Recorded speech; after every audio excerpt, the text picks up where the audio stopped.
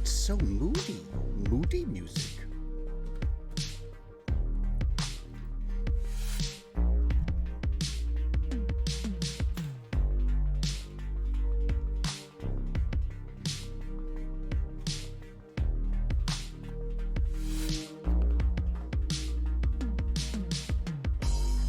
You know what always gets me? It always, all the little do used to get me every time. All right. Running late. There's a surprise. Running late for what? There are no rules here. Certainly about music volume. God, I just love these little tunes. This is Div Kid. Div Kid, you rock. It's called Rich in the 80s. That's me. I used to be rich in the 80s. Now I'm an impoverished actor. Now it seems crazy because this strike is still going. The strike is going to go on forever. And yeah, Captain Catherine, thank you very much for that. We don't do lateness. Everyone else is early. Exactly, Nixie Geek. I'm with you. I'm with Nixie. Hello, Randy the Magic Man. Japan reboot was 2021. I'm hoping for a reboot with Dave. Did they do a... Oh, that was The Cube. Has anyone seen The Cube? That Cube remake? Is that what you're talking about? I want to see that, actually. I've not found it. Maybe it's on Plex servers. Shan L, thank you very much. How's the air up there? Air's fine up here. I just did a dog... I mean, it's getting a bit gloomy right now, but I just did a very long dog walk. Like one of those ones where you come back and you're like a little shaky because you haven't eaten enough. You know them. So I just had the most delicious peanut butter. I've got to find this peanut butter. This peanut butter, I'm like... I would move to New Zealand for this peanut butter. What is it called? Like sand and fog? Is it fog and something? Fog peanut butter. Let's just look at that up. Peanut butter. Is it Fix and Fog? Is that what it is? Is that what it's called? Fix and Fog. Holy crap! It's Fix and Fog. Okay, you know what? I'm putting their link in this thing. This is by the way, this is not advertising. This is just purely peanut butter nerd. Well, peanut butter nerd, lovin'. I've tried a couple of these. So I put the link in there. I tried this one that I've eaten way too much of. I finished it, in fact. I think I've talked about this before, where it was God, what is that stuff called? Peanut butter and paprika, which sounds insanity, but is actually great. I'm doing well. Thank you very much, Danish Duckling. It's a sweet little Danish duckling. So this peanut butter with paprika is amazing. I've just tried this new one, which I was very skeptical about. Although, admittedly, I was very skeptical about the paprika. I don't like change. I'm old. So this was a granola. Let's see what brands they have. Because they had, oh my God, this stuff was insane. Fix and Fog, super crunchy. See, I just want their regular. You could become a peanut butter pal. I want to end on this. Can I become the sponsors of... That's what you know what? If I could get a sponsorship from Fix and Fog, I'm going to contact them because I would, did you know we have a subscription service? Shut the hell up. What? Oh my God. Okay. So you got to check this out because super crunchy. I've never tried that. Smooth peanut butter. I don't usually like smooth peanut butter, but I probably would like this. Protein peanut butter. I don't know if I'd want protein peanut butter. Everything peanut butter sounds like insanity. Pumpkin pie butter, smoke and fire. That was it. Smoke and fire peanut butter. Holy crap. Peanut butter and jelly. I don't even have to mix it. Fruit toast peanut butter, dark chocolate peanut butter, cashew butter, cookie butter, chocolate berry, everything. Coffee and maple peanut butter. What the hell? Odie nut. That's the one. I've just tried this one. Odie nut butter. OT nut butter. My wife would sound so sexy saying OT nut butter. That is the one I've just tried. And it's got like, what is it? It's like cashews and coconuts and sunflower oil. Can you tell I was hungry? Almond butter, yes. You can buy them by the pail. Oh my God, they have nut butter pails. I'm moving to New Zealand. Almond butter, cashew and maple. They've got merchandise. I can't eat their merchandise, so I don't eat that. But there's a special peanut butter knife. I don't know what that does. Oh my God. Okay. Well, so you're now my favorite company, Fix and Fog. Wow. Fantastic. Yeah, it's absolutely delicious. I wonder if I could, do you think I could like import it or something? I would sell this. In a second. Nut butter selection box, 4 or 6 jar boxes. Oh my God. Yeah, it's insane. Okay. Crabapple jelly is gorgeous on scones. You know, something else I had, which I think you'll find fascinating. Actually, you won't. So I've done this whole. I started drinking again for a little bit, and then I stopped drinking again. I don't mean like in a lying in a ditch, passed out way, but I had not really done a lot of drinking for many years since Baz was born. Since I read The Shining, and there's this just horrific section where he talks about grabbing his son's arm after a couple of beers because he's drawn all over his manuscript back in the days before computers. And he says, with that snap, it separated my past from my future. And, no, I can't remember, my now from my future. Anyway, point being is he broke his kid's arm. And he's part of the horror of that book is him sort of trying to come to terms with this, like whether, is that an accident? Or is that alcoholism? Anyway, there's all sorts of crazy stuff. Fantastic book. Scared the crap out of me. Read it, of course, the week my son was born. Along with The Road, Cormac McCarthy. That's a great book to read when your kid's born. Yeah. Let's read a story about a guy walking to his death with his son in a planet that can't sustain them around people who kill babies and things. Yeah, it was just a horrific book. Great book, but horrific. They made a movie out of it. I don't know. I don't think you could really do it justice because you just couldn't be as brutal as the book, I don't think. We are watching the new NA distributor of Fix and Fog, figuring out how to set that up right. What is that? We're watching yeah, it's true. It's true, Malik. I'll be the new North American distributor of Fix and Fog. Good evening, Mandy. How are you? My supplies have finally arrived, so I've started working on your chainmail pieces. Oh, fantastic. Mandy, thank you so much. Please don't. I mean, you don't have to do that, but I very much appreciate it. Thank you. Buy nuts, make your own butter, much cheaper. All you need is a food blender and time. Exactly, Nixie Geek. That last part, time.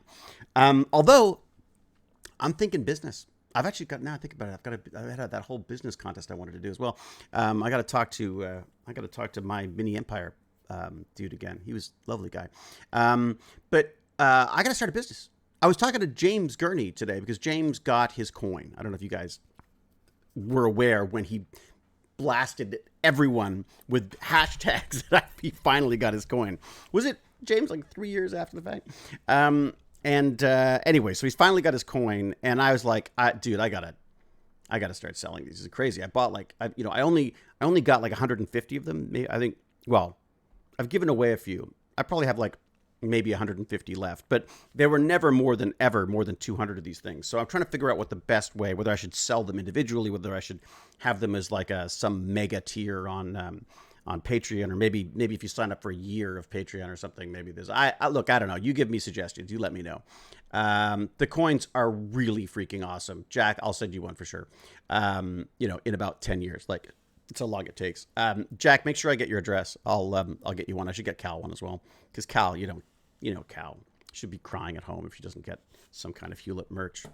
I just pictured Cal there with just a wall of photos of me. Gimpy G! How are you, Gimpy G? Are you in the chat? Should I go to the chat? Before I go to the chat, there's a couple things I want to talk about. If you don't mind, Mckay's Crunchy Nut Butter. Yeah, there you go. That's it. Yeah. Rodney's roasted nuts. There you go. Rodney's roasted nut butter. Oh, God, that sounds horrible. Hello, Sci-Fi Gal. You're here and you're live. Well, that's good. It's better to be here than dead. We might want to rework that name. Yeah, you think so, Jazim? I'm thinking maybe that's a good idea. A couple of things. Kitchener-Waterloo. Oh, my God. If you're thinking about coming to Canada and you're in tech, I would consider Kitchener-Waterloo because Kitchener is... It's like a city, but it's tiny. And so it's more like a town, I guess. That would be kind of the definition of a town. But it has these amazing tech companies, including Google and these ClearPath Robotics and Auto Motors. So my friend Ryan, I now can call him my friend, my robot friend Ryan, who's not a robot, he's a human, but he created these companies called ClearPath Robotics and Auto Robotics or Auto Motors. Just a great guy. I was introduced to him by the hacksmith, James, who, again, they're just two of the coolest guys to hang out with. I mean, like, I just felt kind of honored in a way. You know what I mean? Like, I thought if Stargate's got me here, I'm a very happy man because I'm sitting there discussing engineering and robotics and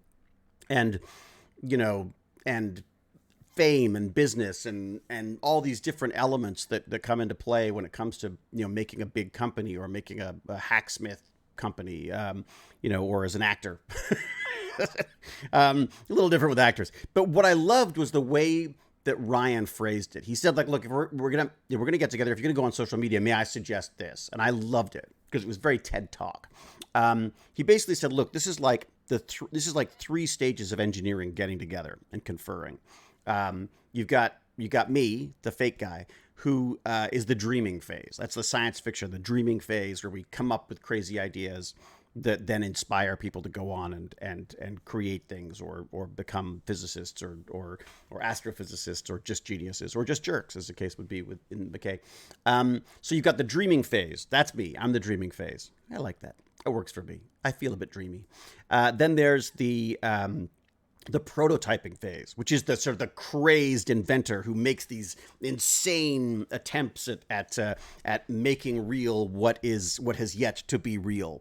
And James is a perfect example of that because he's using Marvel as an inspiration. He's using all of these films and science fiction adventure films and the like, and John Wick's, to inspire him to create things. And he's actually made a business out of it. Like literally now, like studios will call him and say, hey, we got a movie coming out, can we sponsor you to make some crazy invention? And he'll come up with some crazy invention to do. And so that's the prototyping phase, which is, I gotta say, that's a fun phase, I would have to say. I think that would be, if I had the brain and the abilities and both the education, I'm sure prototyping would be the fun one. And then there is Ryan.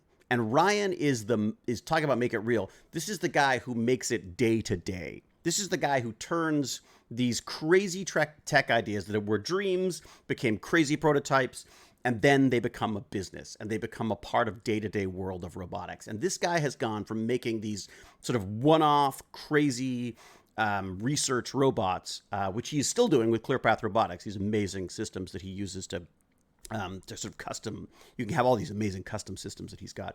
And then he's gone on to branch off into these autonomous robots.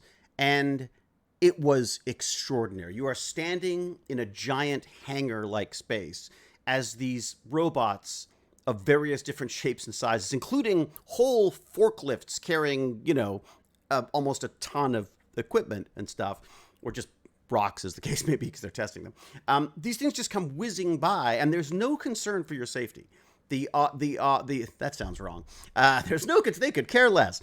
But the robots are responsible for keeping you safe, and they do. They slow down. They're overly cautious. He was saying that they're in an overly cautious mode.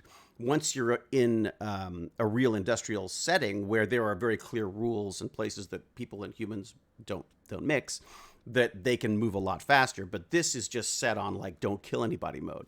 And it's just extraordinary how quickly you become familiarized and comfortable with robots hurtling towards you and suddenly just slowing down, figuring things out, moving around you. You can step in the wrong way. You can step the right way. It's not going to do anything to hurt you. It's wonderful.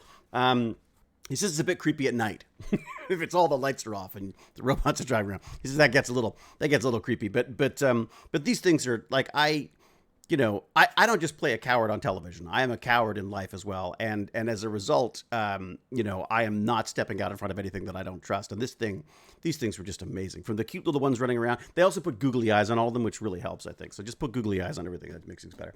All right, let me hop on the Discord and say hello to my friends now that I've gone on about that. Oh, no, there's one more thing. So got an amazing tour of ClearPath Robotics. If you want to play with robots, get yourself one of their educational things and let's get moving. I actually want to talk to him because he hasn't actually got curriculum for his robots yet, for his sort of like starter robots. And I thought, hey, what says idiots who don't know how to program better than an actor who's actually, likes this stuff? So I thought maybe maybe I could help out with tutorials or something. How cool would it be to have I just think just do like snarky tutorials about how to tell robots what to do. Anyway, so who knows? It's just I'm in this constant mood, right? A constant mode of like business mode right now because I am truly concerned about the strike, but more so I'm concerned about the industry Like, I just don't feel like it has the same eyeballs it used to have. I don't think films and TV have the same. Well, maybe TV, maybe TV more, but don't have the sort of the societal impact that they used to have when I started out. And like theater before it, I used to do theater, and then I stopped doing theater because I was like, I don't go to theater. I don't enjoy seeing theater. Why do I want to be in theater productions? I mean, there's exceptions, but for the most part, you know. So now I'm applying that to film and television. I'm going like, wait a second, I'm on YouTube all the time. I'm on Twitch. I'm on social media. These are all competing with my TV and film time, and I'm worried that at some point these giant corporations that own most of the distribution for these films and TVs are going to go, wait a second, those TikTok guys they're getting content for free, and people are watching it more than the content we're paying hundreds of millions of dollars to make. That concerns me. So I see, if I were to look into my crystal ball and make a guess, and you can all sort of like, you know, clip this and then laugh at me later when I'm so wrong. I feel like the film industry, certainly the film industry, is going to move into this kind of Broadway mode where there will be massive, big production-like films that you go to in the theater. It's already sort of happening, but that basically there will only be those films, and then there will be little artsy places, little sort of like, what would it be called? Artisanal theaters where people would go and you would see a movie that you want to see because it's got a cool topic, and you'll talk to the director, and you'll talk to maybe a couple of the actors and some writers and stuff, and it becomes just a little, almost like a niche, if that makes sense. And then of course everything will be available online as well. But the reality of that, I'm afraid, is that it makes it much, much harder to earn a living. And that's one of the reasons why there's the writers on strike right now. They're worried that, you know, their writers' rooms for TV shows have gone from, 10 people to 2 people to 1 person. That the number of shows have gone from like the Stargate days when there's like 22 episodes to 8 episodes or 6 episodes. And then you've got a year and a half before the next season, and people are just worried that they're not going to be able to earn a living. I would argue no one has a right to earn a living in the film industry. I mean, like, I'm sorry, but the reality is, cry me a river to some extent, because I'm like, I want to make films, but I can't earn a living doing it. It's like, well, then get a real freaking job. I mean, sorry. I mean, there's a part of me that I say that to myself all the time, so I'm saying it to people as well.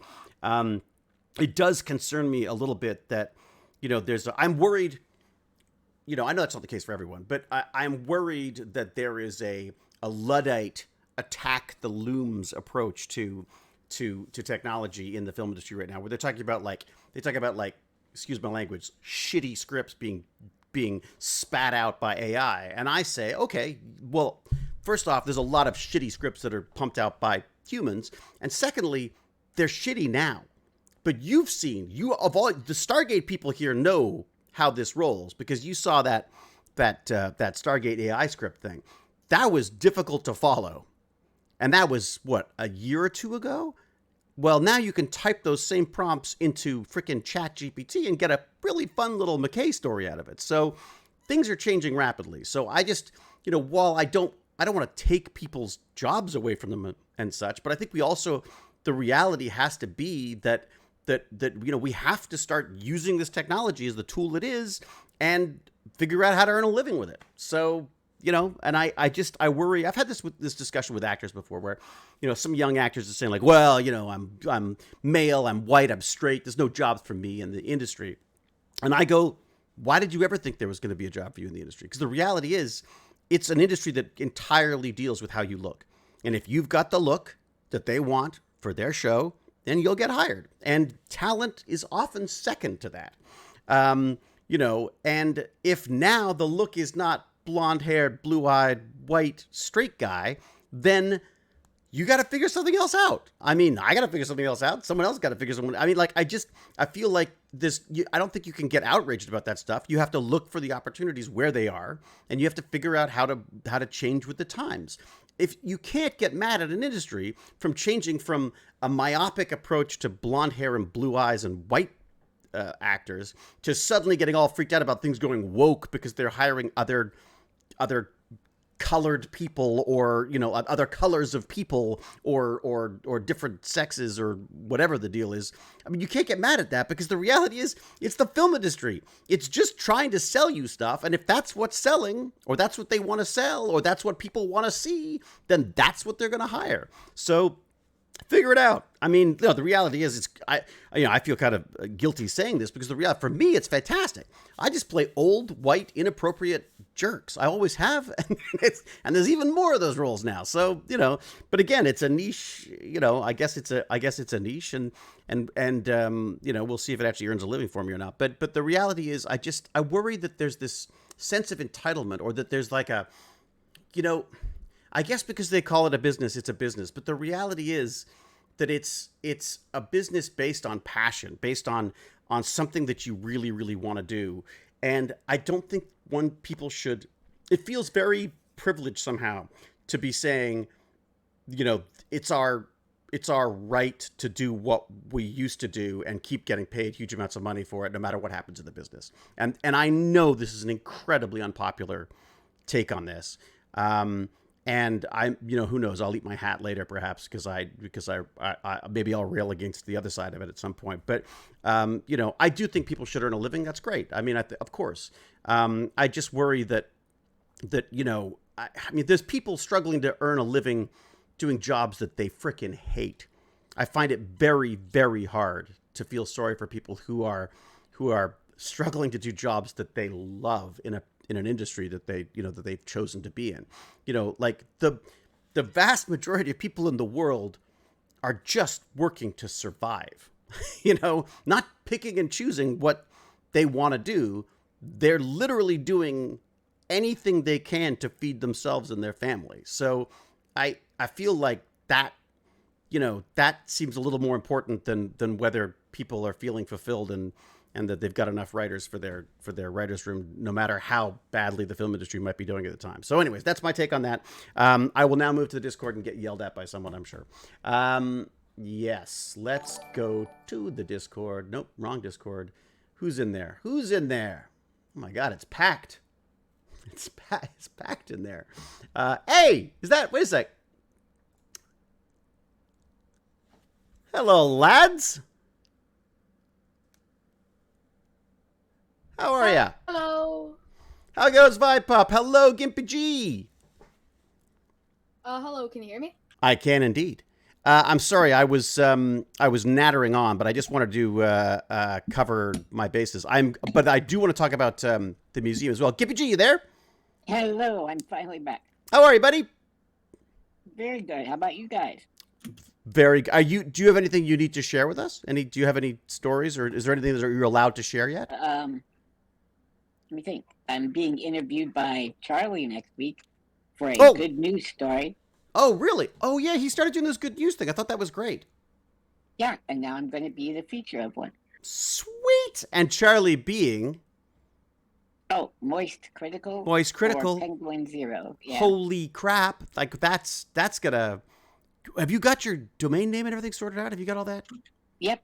Oh, good. Okay, good. All right. Sorry, I don't mean to nag, Lance. I just, I just want you to maximize your, maximize your coverage. Will you talk about, you're right, not your coverage, your exposure. Quite the opposite. Yeah, exactly. Are you going to talk about, I guess you're talking about Game Face and all that? Sure. Fantastic. I'm going to be making videos for him if that's what you're talking about. You're making videos for Moist? Game Face, for Google.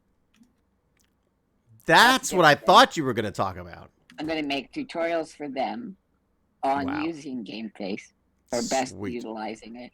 Wow. I was literally just saying that's what I want to do for ClearPath and Auto Motors for their robot stuff. Do snarky. Isn't that cool? Like snarky tutorials on how to use their robots and not kill anyone. Nice. Look, you should show killing someone and then how not to do that. The great thing about these robots is they can't. They obviously just don't can't. use real footage, just someone being murdered. Yeah, that would be bad. That'd be bad. Heads up. Yeah, isn't that that's what 4chan's for or whatever, right? Isn't that the exactly? I like what's amazing about these things is they can't. Like they just can't. They're so well. I couldn't believe that we were allowed to walk amongst them the way we were. Like to walk amongst them. I walked amongst. I want to, like some kind of a like a primitive man. I walked amongst the robots, True. and I kept saying I felt like they were. They just seemed like, oh, look, it's a human. I got to work Like around a this. blind Jason Momoa, you knuckle walked your way through. That's basically factory. it. That's it. Yes, yes. Although some of these robots could definitely give Jason a run for the money. They're forklifts. They're basically forklifts, and they pull off all the controls, and they bolt on these auto motor systems, and then they will run like 24/7 for 5 years. I mean, and they just pick up like a ton of stuff and move it over here, move it over there. I actually used their system to program. They gave me a little. I couldn't believe they let me do this. They give me a little tablet, like it runs in a browser, and you literally just tell it where you want to. You say, check out the area. I want you to go from here to here, and it maps the whole thing out. Then you say, I want you to pick up a cart from here, and I want you to take the cart over there, and you just, and it's literally like drag and drop. It's like, you know what it's like? It's like, James R. Gurney is raiding. Whoa! He's raiding with an axolotl. Thanks, James. James, were you streaming? I didn't realize you were streaming. And Saucefire. Hey. It's our good personal friend, David Hewlett. Indeed, it's my good personal friend, Saucefire. So you could literally just program this thing almost like Scratch programming. I mean, it's not Scratch programming. It's more like game program. It's not even game programming. It's more like just, you know what it's like? Maker. Well, no, it's not even that complicated. It's, it's like you've just leapt out of the bus in Fortnite, and you're just pointing where you want to go. Like, that's how simple it is. Neat. This is why I was saying the other day about the whole idea of a wheelchair system with integrating wheelchairs and game face. It feels to me like the technology is there to bolt this stuff onto a wheelchair. Let's stop reinventing the wheel and try to figure out how we can integrate game face with a wheelchair. Just have game face tell this system where it wants to go. And then you don't have to worry about how it gets there. It'll figure it out. Like, it starts going and it finds, is like, oh, Hewlett's passed out in a puddle of his own vomit. There. It goes, oh, I got to get around that. And it does a little 3-point turn and it moves around. It does all of that for you without you having to do it. And that doesn't just make sense for someone like you, who's a terrible driver. It also makes sense for someone like me, who's a terrible driver. That just makes sense for, it's a concern you don't have to deal with, if that makes sense. One of my very early electric wheelchair memories. I'm 9, and I'm cruising through the house, and I knocked the corner off of a coffee table. Ooh. I mean, just knock it off. And really? we're not rich, Right, so right. Mom and Dad really went out on a limb to get this coffee table. Certainly not if you're wrecking the place. You're not rich, that's for sure. True. And my Uncle Steve was there, and we're like, and he goes to save my life. So he puts it all back together with super glue and works on it and uses some marker. Did it work? Knew. Seriously? No way. True. They got away with True it? Story. Wow. Got away with it. I never get away with that. Meddling kids, except for us. I'm definitely getting better with the super glue, but the number of times I've tried to fix something before Jane got home and she's returned to me stuck to it is not. It's embarrassing. Do you know what this perfect synergy hobby for you would be? That hobby the Japanese have where they break a vase and then put it back together. And the art is the way you put it back together and glaze it. Oh my God, I would totally do that. Seriously? So you break... You're a one-man breaking machine, and I then am. you fix it. I can break it, and then, so the idea is you break it, and then you almost use it like a puzzle to put it back together again? Yeah. And then, oh my God, I would love that. I would exactly. love that. I wonder if that... Now, there's a stream. I mean, to put you to sleep, but could you imagine that? That would be actually kind of fun to do. Personality. Yeah. It would be... I'm totally doing that. Lance, that's genius. The genius is, you have a hammer, you have push off table, you have throw against wall, and then everybody votes via bits, and the most bits wins or something. So you go, and so you'd have a sheet or something to gather all the parts, and then if you're missing bits, do you have to figure out how to fix it yourself type thing? I think I'd drop it into a bag. Oh, that's smart. And then throw it against the wall or hit it with a hammer. That's smart, yeah. Pillowcase. Maybe you could bid on who gets to put their name on the hammer as it hits it or something. Like that's not a bad. Ooh, I like that. like the bombers. Oh no, you know what you do? Dude. No, what? Robot. You have a robot and then Oh my God. you tie it into the chat and then whatever wins like a contest or something gets to push the vase off the button. like I with a love little it. like you just take a little robot. Oh my God, that'd be freaking great. Where is it? You could take just like a little robot and have it like just knock it over for you. I love that. Like a RoboCat. Yeah. Wait a sec, don't they put it together with gold? Oh, that just got expensive. Oh, they not gold. Or maybe they did for emperors. I could put it together with gold glue. But yeah, that's what it is, basically. Oh, it is? Oh. Some kind of gold-like So thing that when you... 'cause I oh. think they refire it, but I'm not sure. So you You'd can have to look. see it. You could see all the oh God, that would actually be quite beautiful. Then you could like auction them off or something. Yeah. And if it arrived broken, you'd be like, well, just glue it. Hey, speaking about sending them off, No. so I talked. Sorry, were you gonna say? Yeah, you had a joke. I can I hear was it. going to say, it arrives broken, you go, exactly. Exactly. Okay, you're That's right. welcome. That's right. Now you get the fun of putting it together too. Oh my God, I love that idea. I would totally. I don't know why, but I get a great joy out of gluing myself to pieces, which I don't Ooh, mean to do. cool. But With genuine I end up getting David stuck. Tillett DNA. Yeah, I Go end up ahead. getting stuck all the time. It's called kintsugi. Oh my God, I'm totally kintsugiing the crap out of that. That's brilliant. I'm Oh, writing yeah. that down in my book. God, Lance is he's just a bundle of ideas today. I don't like it. Cornucopia. It's terrifying. What is the day today? What day is it today? I'm not sure.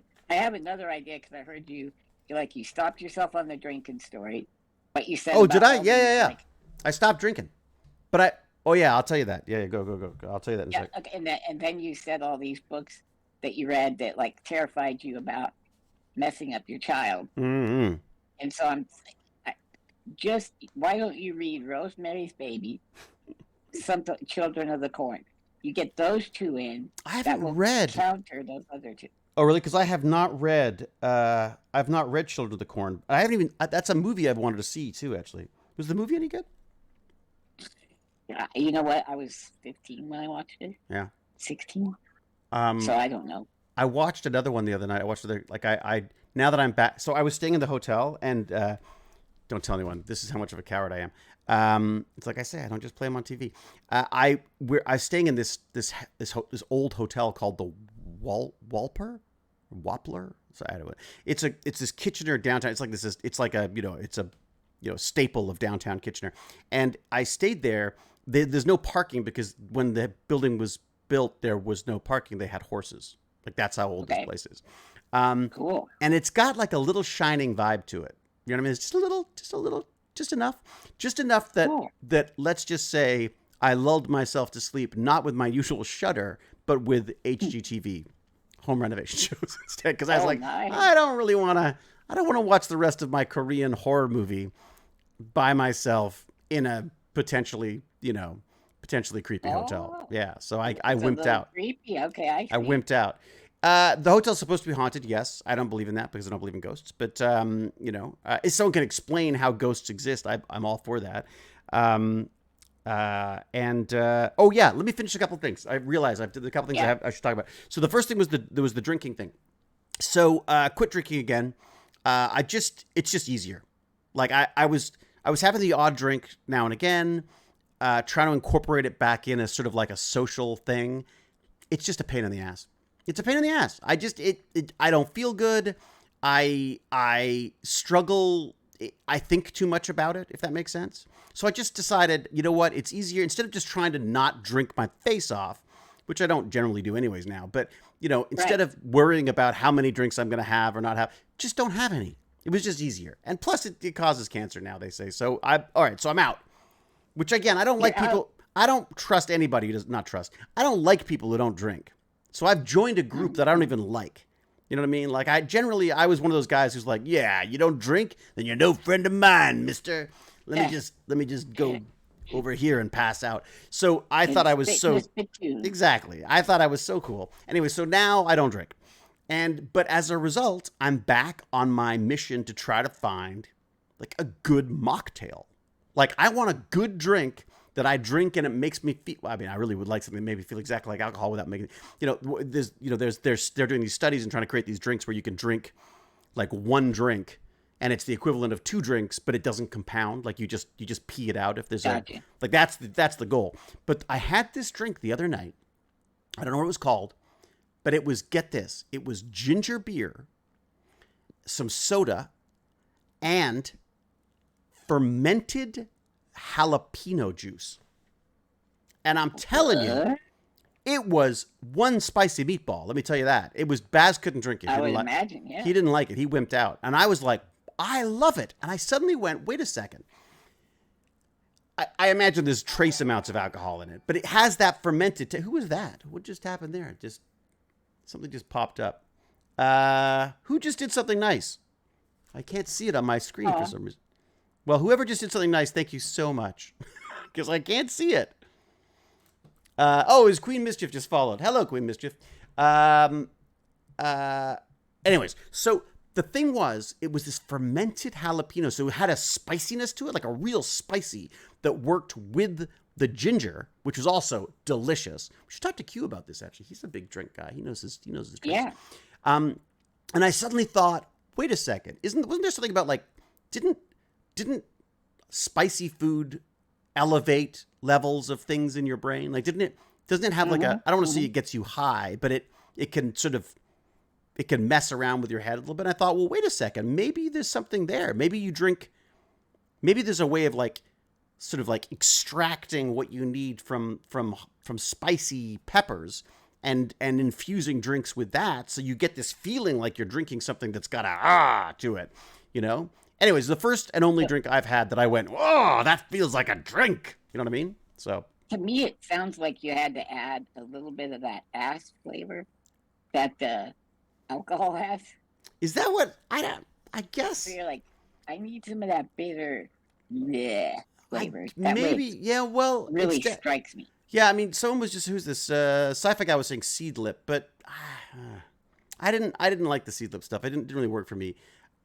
Tea for the win.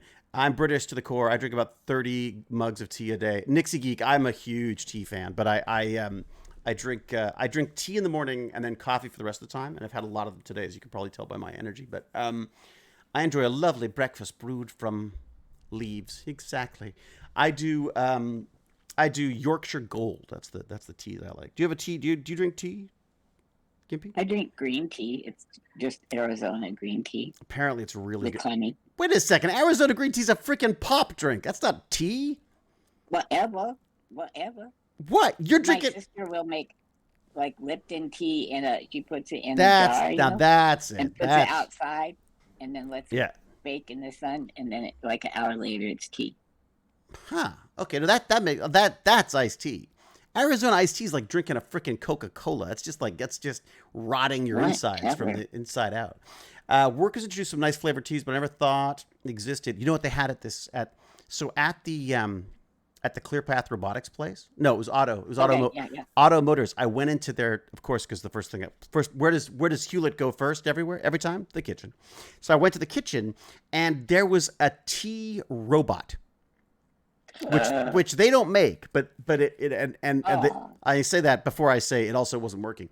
But and I didn't want it because I didn't want tea. I wanted coffee at that point. But it was a tea robot, and I said like, well, what's the point of that? Because tea nerds, they are very particular about what they, about how they want to dip it this and that. And he's like, well, no, dude, that's why we got the tea bot.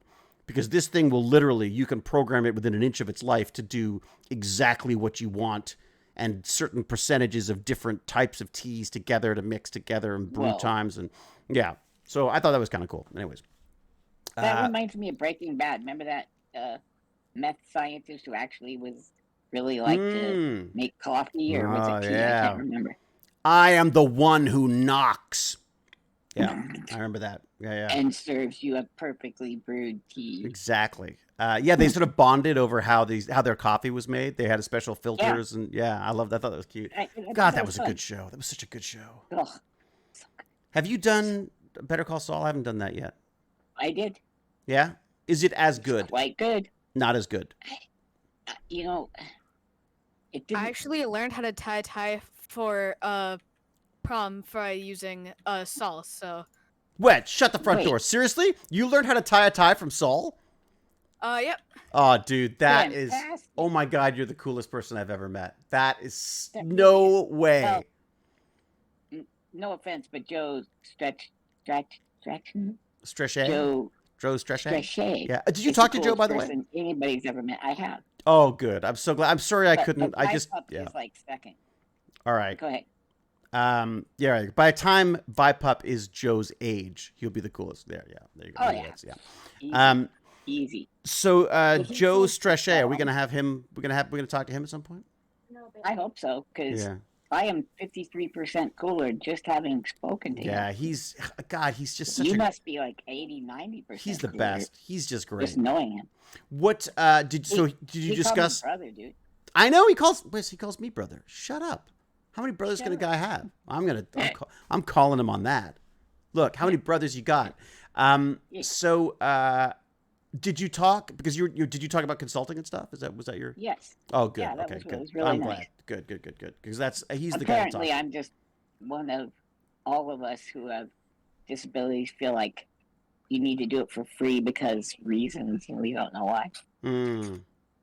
I feel weird asking for money for everything too. That's why I have an agent. Are there agents for Cool. people? Could you get an agent for your consulting? Or then I guess you're just giving money away. He said he would help me. Like, he doesn't use it, but that's probably because he's got a toe in every pot. I don't know what you call that. That But sounds anyways, revolting, but yeah, I'm not drinking. yeah. I'm not eating anything at his house then. So he knows everybody. Hmm. Did you know he even did Daredevil? No. Like, he set up Daredevil's apartment. He did all because the that's scripting genius. and taught Charlie Cox how to, like, Oh act my lines. God. Because that Oh my show's God. great. That that is- show's fantastic. Yeah, I only watched like one season, I think, but I love that guy. Didn't he show up in a movie or something? He showed up in one of the Marvel movies, didn't he? Well, as Daredevil. Yeah, But that's what I mean. He was an assassin in Boardwalk Empire, like a fresh off the boat Irish guy Yeah, being used by the mob back in the day. yeah. He was great. That's what he played. That was the role that sort of made him. I don't know. I don't know. I just remember seeing him, and he was awesome. And then he got caught having an affair with the boss's wife, and then Man, his head was in a box. And never do that. spoilers. Yeah, that's not. So no one has to watch that now. Thanks, Lance. Well, Next thing that we know, was gonna like in the middle. Lance. You put Lance's head in a box, but that's sort of pretty much all there is True. of Lance, anyways. Really, I mean, that's not. True. People true. probably wouldn't notice much of a difference. You know, You didn't have to trim. you just stick him in the box. You don't have to take anything off. Yeah. I started watching the new season of Black Mirror today. I've not seen that. Ooh. You know what we started watching, which is freaking awesome. Have you seen Happy Valley? No. Happy Valley I mean, you got to put I have to put the freaking subtitles on because I don't understand a word they're saying, but it's like a British show or I'm embarrassed because is it British? I think it's British. Someone's going to have to look it up and see if I get it right. Oh, you're going to see The Cure. Saucefire is going to see The Cure. They were really cool, actually. They tried to give some money back because Ticketmaster was ripping people off or something. So they tried to sort of like knock down the prices of their tickets for their fans and stuff. It's really cool. Jane wants to go and see Posty. Wants to go see Post Malone. Really? Yeah. The little fellow with all the tattoos. Yeah. He's a big Magic the Gathering fan. I hear he's lovely. Look, from what I've seen, he's freaking hilarious. Like, he's just a nerd. He's one of us. But he's nice.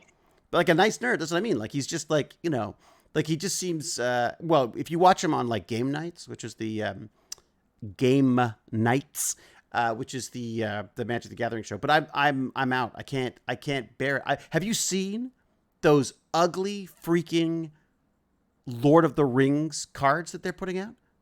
No, I didn't. Oh look. my God, dude, just look and cry at the loss. Maybe we should just start playing Pauper together. You know, where you have to pull cards that are not worth anything and play only with them. I've never heard of such a thing. It's a kind of a cool idea. The idea is it's a kind of a reaction to this freaking Hasbro money grabbing BS, drives Yeah. me nuts. You see how much the cards are like hundreds of dollars, and if you get the one ring that binds them, it's worth that. Who cares? I want to play the game. Right. Like, I want to play the game and not go broke. I want to sell my cards, but now's a bad time to sell cards because I don't want to sell my cards. What am I saying? But I don't know what I want to do. I'm so disappointed. I used to love it. I have to make that aliens and astronauts game that I wanted to make. Just make our own freaking card game. The One Ring card is going to be worth millions. Okay. Yeah, but yeah, and you'll spend hundreds of thousands to get it. Right, they'll make billions for people trying to pull it.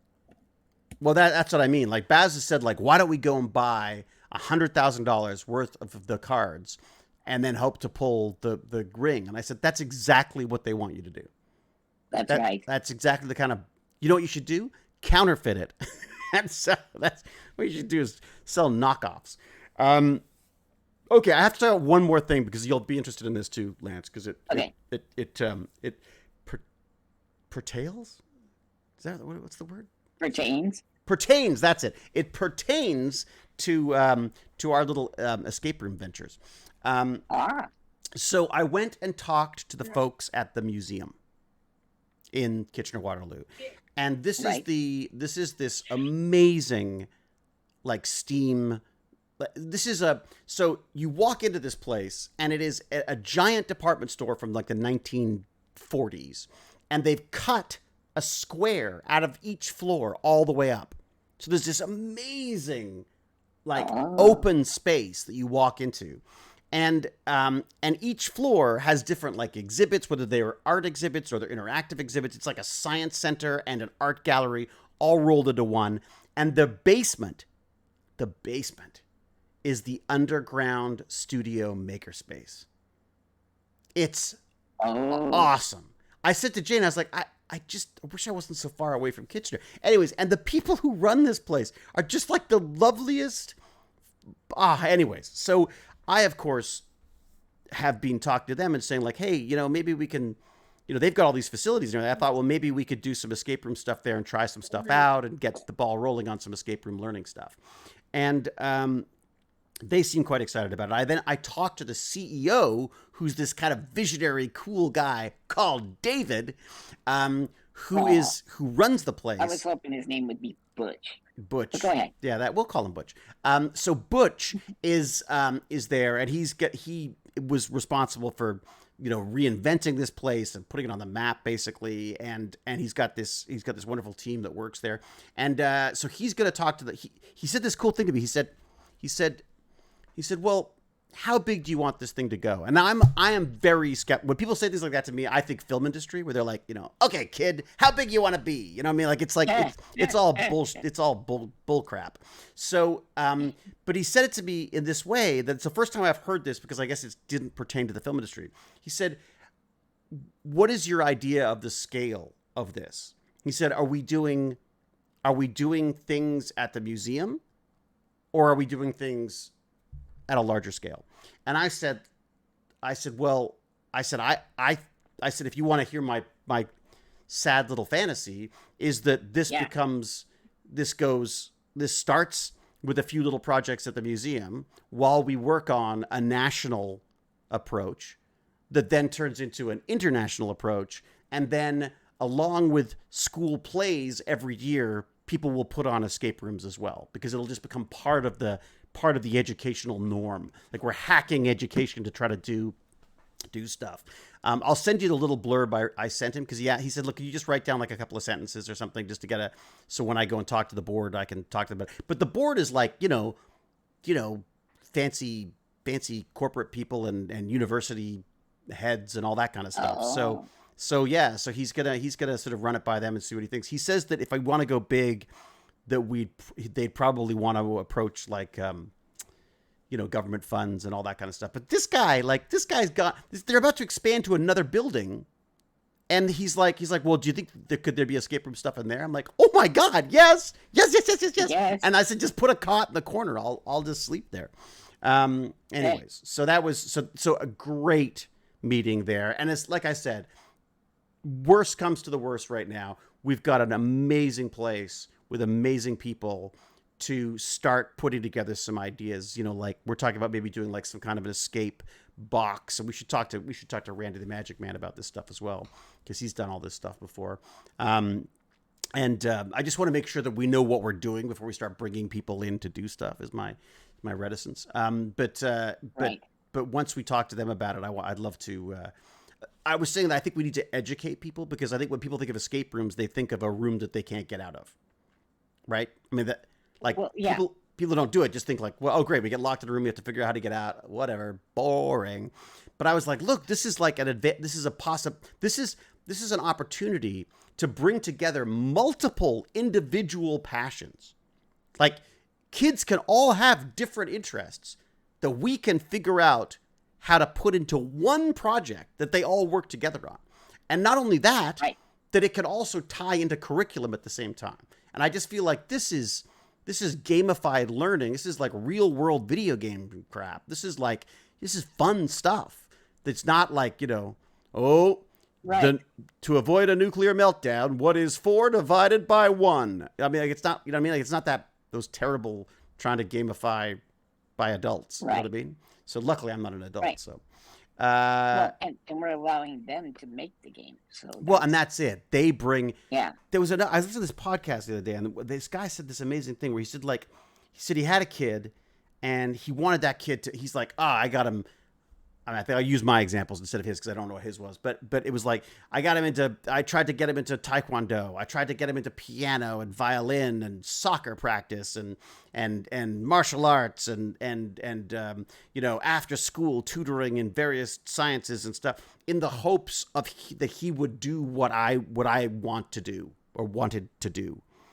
And he said that he had this sudden, like, and it was with exactly the same thing as me. He had this sudden realization where his son was obsessed with football, as in soccer, obsessed with it. And he's like, I don't give a crap about sports. I just don't like, I don't. Oh no. Right. He's like, I don't do sports.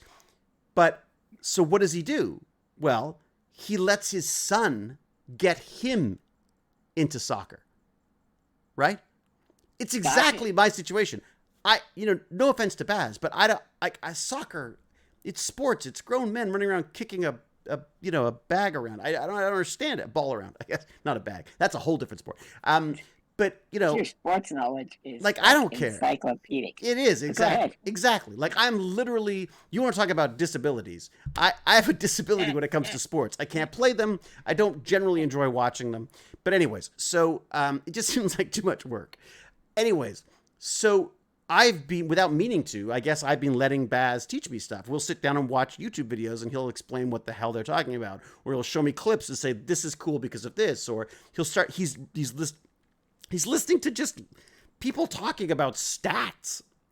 I'm like having all sorts of like little, yay, because it's like, he's literally doing statistics without even meaning to, because he's just looking at, it's all math, statistics and soccer has that, like baseball? Oh, all that stuff. Oh, yeah. I get it with baseball. You have all these, how do I say, these separate instances. You pitch a ball, the guy hits or doesn't hit it. It goes, you get a single, double, triple. I don't get soccer, dude. Well, this is less like mayhem. Oh, see, that's so funny because I watch hockey now and I'm like, ugh.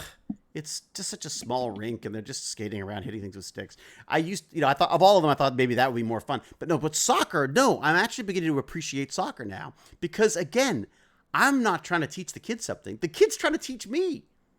And I think if we could approach education that way, in a way, I suppose that is what Tech Bandits is. The idea of like you start doing something, and then if something more interesting comes up that the kids bring up, you would then go with it. And I mean, I'm sorry, I know this isn't really Tech Bandits. It's I love that Vibe Pup is still here, but I'm not really doing Tech Bandits anymore.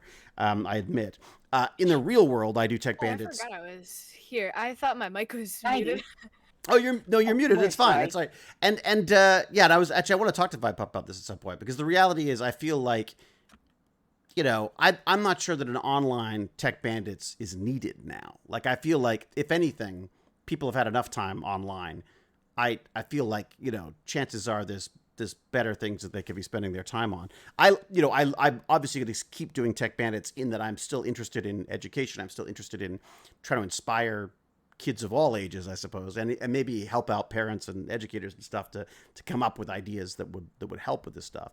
But I think as an online club, I want to be open to kids coming in and talking about stuff. That'd be fantastic. But I don't think it should. I'm not sure that will be the focus going forward, because I've started doing this stuff at the community center when I can, or when they'll have me, and it's just a different world. You know what I mean? Like it's you're in a room with people. You can talk to them. You can see what they're interested in and what they're not interested in.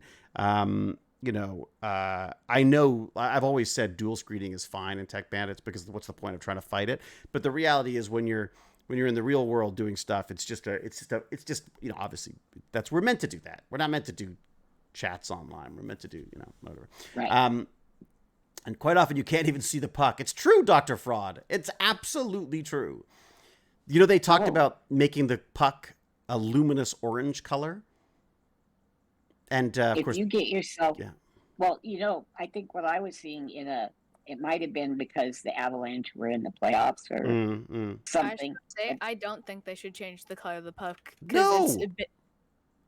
No, but they had I agree. Device tracking the puck, and then the puck had like an outline just on TV. No. Yeah, and it kind of almost like a cursor. It's got a tail. Yeah. They're trying to make it. So you could track it more. Yeah, they're trying to make it easier. It's fast paced. It just feels, again, whenever I step back from these things, I go like, oh, they're running around a field kicking the ball, or they're gliding along ice, smashing a little tiny puck with their sticks. I'm sure I could come around to it, but I just think it is the point being, I guess, is it's fascinating to hear other people voice stuff and go, oh, we're doing that. Like that makes sense to me, partially because it's what's already happening. Like, if I see a kid's a perfect example. I'm in the museum the other day, and of course we do the meeting and then I don't leave because I'm like, this is a whole building of cool stuff. So I'm dragging poor Riley around this place, and she's showing me all the different things that are going on, and I'm jumping on exhibits and stuff. But there's this thing called the eye buttons. Yeah, exactly. Right. Yeah. Lots of this. You know what they had? They had a virtual graffiti where you grabbed this spray can that was a virtual, and you sprayed a wall however you wanted to, but it was virtual, so it would just show up, and then you could just erase it whenever you want. It was kind of cool. But the coolest one was a thing called Eye Pool, and it was a room probably 6 times the size of this room. So like a good floor of a regular, of a mid-size house, basically. Maybe I'm exaggerating a little bit, but it's pretty big. And it had like projectors everywhere on the ceiling and sort of pointing down from the ceiling, and a bunch of sort of not Xbox Kinect controllers, but a smaller version of those things. And it just projected these crazy images on the walls, on the floor. And whenever you walked on the floor, the images would break up and change depending on whatever the theme was. And it would change themes like every 30 seconds or so. And I walked in there, and there was a kid in there, and he comes running up to me, and he's like, just wait, it's gonna become tunnels, right? So he's telling me about, and he's like having the time of his life. And then someone outside hears him say tunnel, so the kids come running in, and they're all like, oh my God, there's a tunnel! And they're having so much fun with this thing. And he starts explaining stuff, and then I was like, oh my God, look at this. When you step like this, it does this. So they all start stepping like this. And then I say, how does it know where we are? And everyone stops dead. They're like, and they, literally they're like, how does it know where we are? So I pointed up. I pointed up, and they all look up, and they're looking and looking and looking. And then suddenly one of them goes like, Xbox! It's running on Xbox! So that was it. They were all they were so excited because it looked like an Xbox controller. So that was there. Anyway, so I just thought that was kind of fun. Or the that what was that called? iConnect or I can't Oh yeah, remember. the Connect. Yeah, that's it. That's it. Which is really cool. The Connect's fantastic. You use it for scanning. You Yeah. use it for all sorts of stuff. Motion control. I mean, the iPhones have got better at all that stuff. But anyways, Oh yeah. it was a fascinating project. What I also loved about it is that it was, they've got these local people who just go like they pitch an idea. They say wouldn't this be cool, and then they, like they get sponsored by like a projector company, and the projectors they give them like 12 of these beautiful 4K projectors and sensors and all this kind of stuff, and they build these things, and it was just. Wow. It was so neat. They had like one where you had to hold your breath. It was about free diving, and you're holding your breath compared to people who are doing free dives. You know how long one of the longest free dives is? Just give me a rough idea how long you can hold your breath. How long they could hold their breath? Yeah, Or yeah, okay. yeah. I'm gonna shoot crazy here, okay? Okay, I'm gonna say 4.5 minutes. okay. That would be my guess. I'd be like, holy crap, that's insane. 15. You are closer to the right number. A human. You're saying a human. A human can stay. Higher or lower? It's lower, a little lower, but 11 minutes. Holy 11 freaking, and not just holding your breath. You're freaking swimming because you got to swim down and you got to swim back up again, right?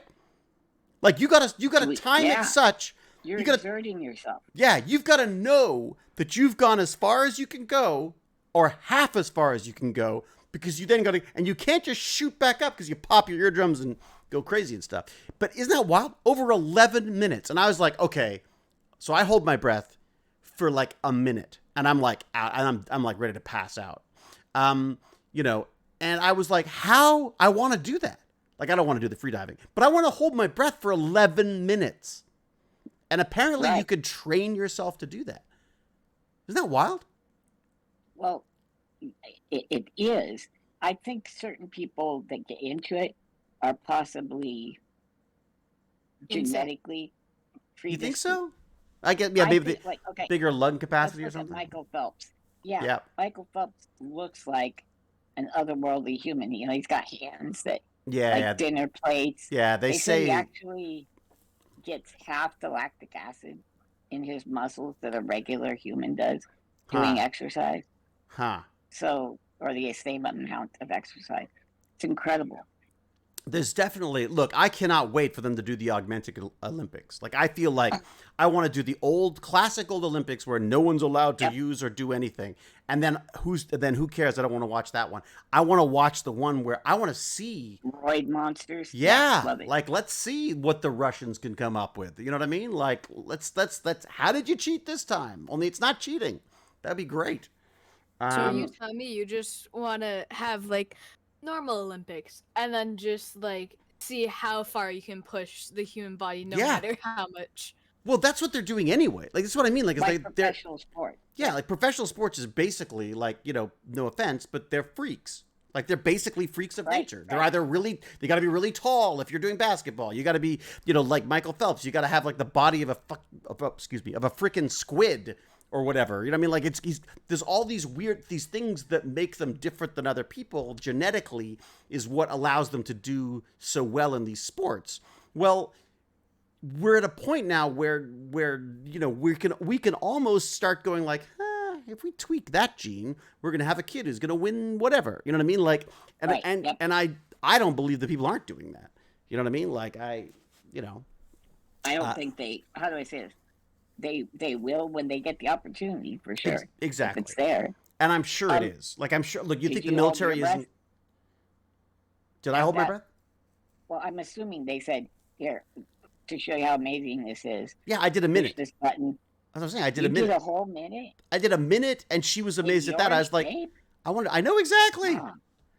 I went for an ultrasound yesterday. You did? It's a boy. I've had those. It's a boy. boy. She was laughing so hard. I said, like, she does the whole ultrasound thing. And then I was like, is it a boy? And she's like, at first she was like, what? And then she started giggling.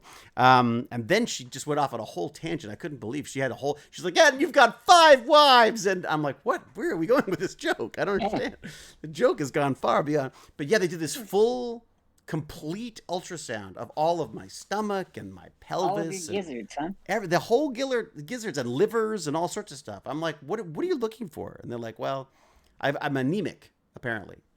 So they're trying to figure out where I'm losing my iron. Where am I bleeding? Now, but I'm not this bleeding. A personality thing, or you're meaning like physically? No, physically anemic. Yeah, no, physically anemic. Okay, Yeah. I mean, there are definitely times at certain parties I've definitely been quite anemic. But isn't that weird? Apparently, guys don't normally get anemic. Apparently, so am I taking a supplement? Well, this is the thing. So Supplements suck. They just suck. Iron is revolting. So I'm just trying to eat more spinach and kale and all that crap. Kale. Yeah. Okay. You are pumped full of drugs. You have 12 hours to win your medals and break records. Your funeral's scheduled in 14 hours. That's Manima. First time chat.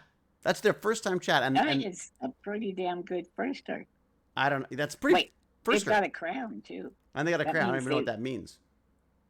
Does that mean they're... Wait, that can't be that they're a mod, right? Horrid Seven's talking about erotic asphyxiation.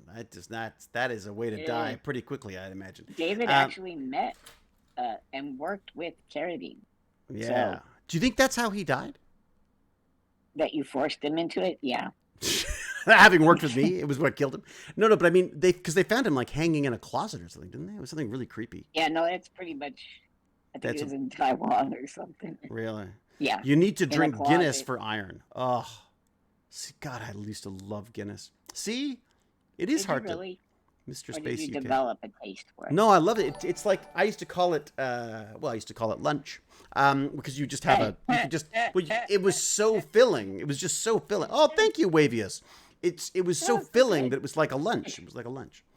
Manamouth. Oh my God, everyone's just subscribing all of a sudden. You know why? Because of liquid bread. Liquid bread. It was liquid bread. It was like liquid. What's that bread? Pumpernickel bread. It's almost like that. It's that dark, rich. Oh, I see. That's awful. See, I like a good pumpernickel or a rye. I'm weird like that. So do I. I like that rye that comes in a little block, and it's like, it's kind of, you have to sort of like peel it apart, and sometimes it sticks and breaks apart. But with all the little pumpernickel, oh, I love that stuff. I'm hungry. And a good mustard and cheese on it. Oh, and then some Montreal smoked meat. Oh, baby. Vitamin C will help your body absorb iron. Oh, that's interesting. Broccoli. Shan knows a lot of stuff. Shan, vitamin C. Okay, that's good. Yeah, I don't do a lot of vitamin C. That's true. Broccoli has lots of iron. But you know what? I like broccoli. Sci-Fi Gal, because I found out how to cook broccoli. You want to know the secret to great broccoli? The secret to great broccoli is this. And you know who taught me this? Robert Picardo. Robert Picardo from Star Trek. I was going to think Emerald Lagasse, but no, go ahead. Nope. I don't know who that is, but it was it was Robert Picardo, and what he said was and I don't know if I think it might have even been for something else other than broccoli, but I've used it for I use all green sort of legume type things. I use them for now. What you do is you take a little bit of water, you put it in the pan with the vegetables, tiny bit. Like the point of it is that you cook it up till it just boils off. So it boils off. Okay. And then it just starts to burn. Just as the vegetables start to burn, you throw a little bit of oil in there, and then you just go, and you just like toss them around a little bit in the oil. Mwah! It's the most delicious vegetable because it has a little bit of the burn, and it's not cooked too much, so they're still kind of crispy. Oh, if other than just the joy of working with Robert Picardo, that one life lesson alone is worth all of it. At what point did you get to work with him? With Picardo on Stargate. He was like our. What was his job? He was Woolsey, Commander Woolsey. No, not Commander Woolsey. Well, I guess he became something. What was his role? Come on. He's on season 5 of Stargate. Richard Woolsey. But what was his position? He was the bureaucratic guy. I can't remember this. It's been so long. Big Cheese. Thank you, James R. Gurney. So I was talking to James about the coins. Yeah. Yeah. That's it. The IOA. That's right. The IOA. Come check out David Hewlett's stream on TTV. Yes. Asphyxiation and pumpernickel, indeed. Oh my God, if I can get my kid to eat one baby carrot, I'm lucky. Yeah. You know what I do, Elizabeth, with a Z is, with Z, sorry. I have to say Z. It's just, it's habit. Hello, Elizabeth, by the way. Cool. Hummus. My kid dips. That was the only way I could get Baz to eat any vegetable. Just dip it. Okay. Dip it in hummus, dip it in tahini, just find a sauce that they like. Sometimes Caesar salad dressing. That was the only way I could get kids. You throw on a gyro, tzatziki. Oh, that's good stuff. With the cucumber oh, and garlic and baby. I live in a very Greek neighborhood in Toronto, and that's good food. Although I can't eat octopus anymore because I swam with an octopus. You befriended one. I befriended one. I can't do it anymore. Yeah. Never befriend a food source. That's it. Exactly. Well, that's the other. Well, we didn't eat steak for years because we had cows visiting us in Warwickshire. You know, less than 2 years I could be in Warwickshire. That is so weird. Baz is not at school today because he's like, well, everyone's just studying. Everyone's just finishing up their projects, which he's already done, and studying for exams, which are like in a week or something. So he's got one exam, and then he's in grade 11. My little baby's in grade 11 and has already got more education than I've ever had. Anyways, what's strange about Picardo's character in here we go, is that they borrowed the name from the original movie. One of O'Neill's men is named Woolsey. Really? Did not know that. There you go. Stargate nerds. I love you. You've always got something. Is your child also a British citizen? Yeah. Yeah, he's a British citizen. We've got 3 passports: British, American, and Canadian. All right. What other things I had to talk about? Oh, Meow Wolf. Meow Wolf. Have you ever heard of Meow Wolf? Meow Wolf. What's that? There's a museum, like an art exhibit / museum, that's in several bigger cities. There's one in Denver. All right. And it's kind of interactive, and it's really interesting. Trenton went to it, and I don't know if they have any of them in Canada yet or look not. It up. Meow Wolf. The fella they were based off of passed away. But he was super cool. Meow Wolf. And it's a super cool area. Meow Wolf Company? It's a company? Discover immersive, psychedelic, mind-bending art. Step into a different dimension. True. Is that what it is? And you crawl up through things. So I guess that go must underneath. And I'm trying to get to that. Whoa, dude. Were there boobies? No. No. Okay, good. Why? That's what you jumped to? No, it's. Well, I don't know. It's like a motion video that's gonna make me sick. But let me see if this is. Is it? I'm gonna put the link in. You can have a look and see if you think it's the one that you're thinking of. I'm pretty sure there's not a lot of Meow Wolf. I know it feels like Meow Wolf would not be something that there would be a lot of. But let me just throw this in the chat for you, and you can. How do I do that? Oh my God! Why is everything so damn difficult? In Canada. Oh, there's only 3 in the United States. Period. Oh, really? Oh, okay. Well, so maybe it's. Let me just see where it is. Visit. So there's Santa Fe, Las Vegas, Denver. That must be the one you went to. And the Grapevine, wherever the hell was the Grapevine. That's kind of cool looking, though. All right. It really was. Okay, so that I can put this in the link then. I put it in the link then. It's good. Okay. Pasting. I'm pasting. Paste. There you go. Going in the chat. Thank you. Well, thank you. Thank you for that recommendation. No problem. I was just thinking of, like, what you were talking about as far as museums / experience kind of thing. Yeah. Well, this is very... That might be something to look at. Well, there's definitely elements of that at the museum. And weirdly, the interactive part, there's an interactive sort of like zone at the Science Center. But honestly, I think the stuff there that was still there was there for when I was a kid. Like, it just feels a little tired. There's definitely some cool new parts here and there. And maybe it was during the pandemic and maybe it wasn't as great to go there. I should probably go and give it another go. But I just found it a bit tired. You know what I mean? Which was weird. It didn't feel quite as, whereas the museum was just man, there were just kids running around. There was like they had an inflatable planetarium, which is so cool. So basically, you walk, you know, like those big bouncy tents.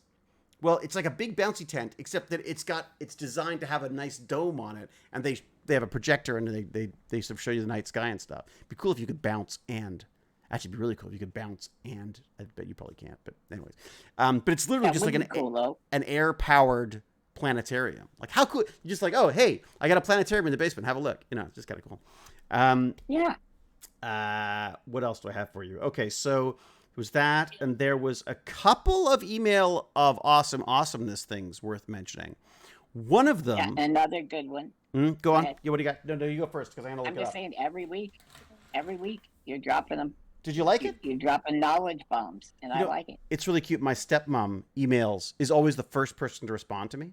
I always get like either an email or a text message saying like, "Oh, that's so lovely," and that's not fascinating. And yeah, it's really cute. My own mother, of course, doesn't read it, so you know, because that's the Hewlett way. No, she knows you. She knows it's true. She knows how. She's probably it's true. She gets it. I never really cared about her history stuff either, to be fair. All right. So there's my road tripping. I had some fun with the AI this time. I was playing with Ralph Steadman as the artist. He's the guy who did all of the Fear and Loathing in Las Vegas stuff. Okay. Really cool. I thought you went with Throw Mama from the Train on that first one. It definitely has a Throw Mama from the Train look. Yeah. I see that. So that image is a collage basically of different. I got a whole bunch of different things. None of them worked together, but I could get it to do sort of what I wanted separately. So I just photoshopped all that stuff together. It worked really well, I thought. It came together really nicely. Cool. So I've talked about the iPool.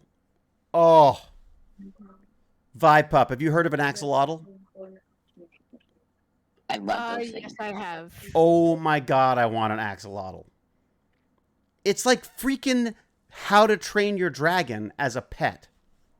True. It's like toothless but pink. It is. They're absolutely adorable. They're also apparently endangered. Certain types of them are endangered. But they have an axolotl at the museum now, and they had a contest to name it, and I of course tried to name it Rodney Mckay, but they didn't go with it.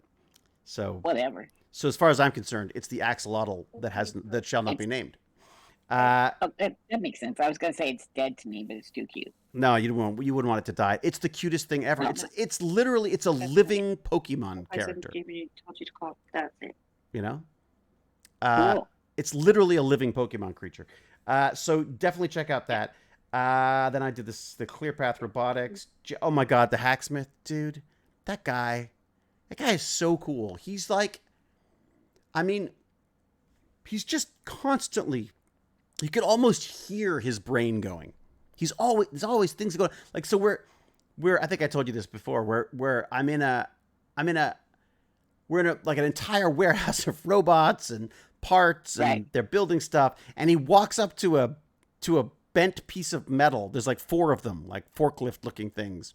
And then he goes, it's off by 2 degrees. And I'm like, what? How do you know that? And he's like, oh, if you look, there was a code written on the top of it that indicated how many, like the precision of the bend. And I was like, you're in a room full of freaking robots and technology from the future. And he's geeking out on the angle of the metal. I love you. Like, you know what I mean? Like just the coolest guy. Was it intentionally supposed to have a 2-degree curve or no?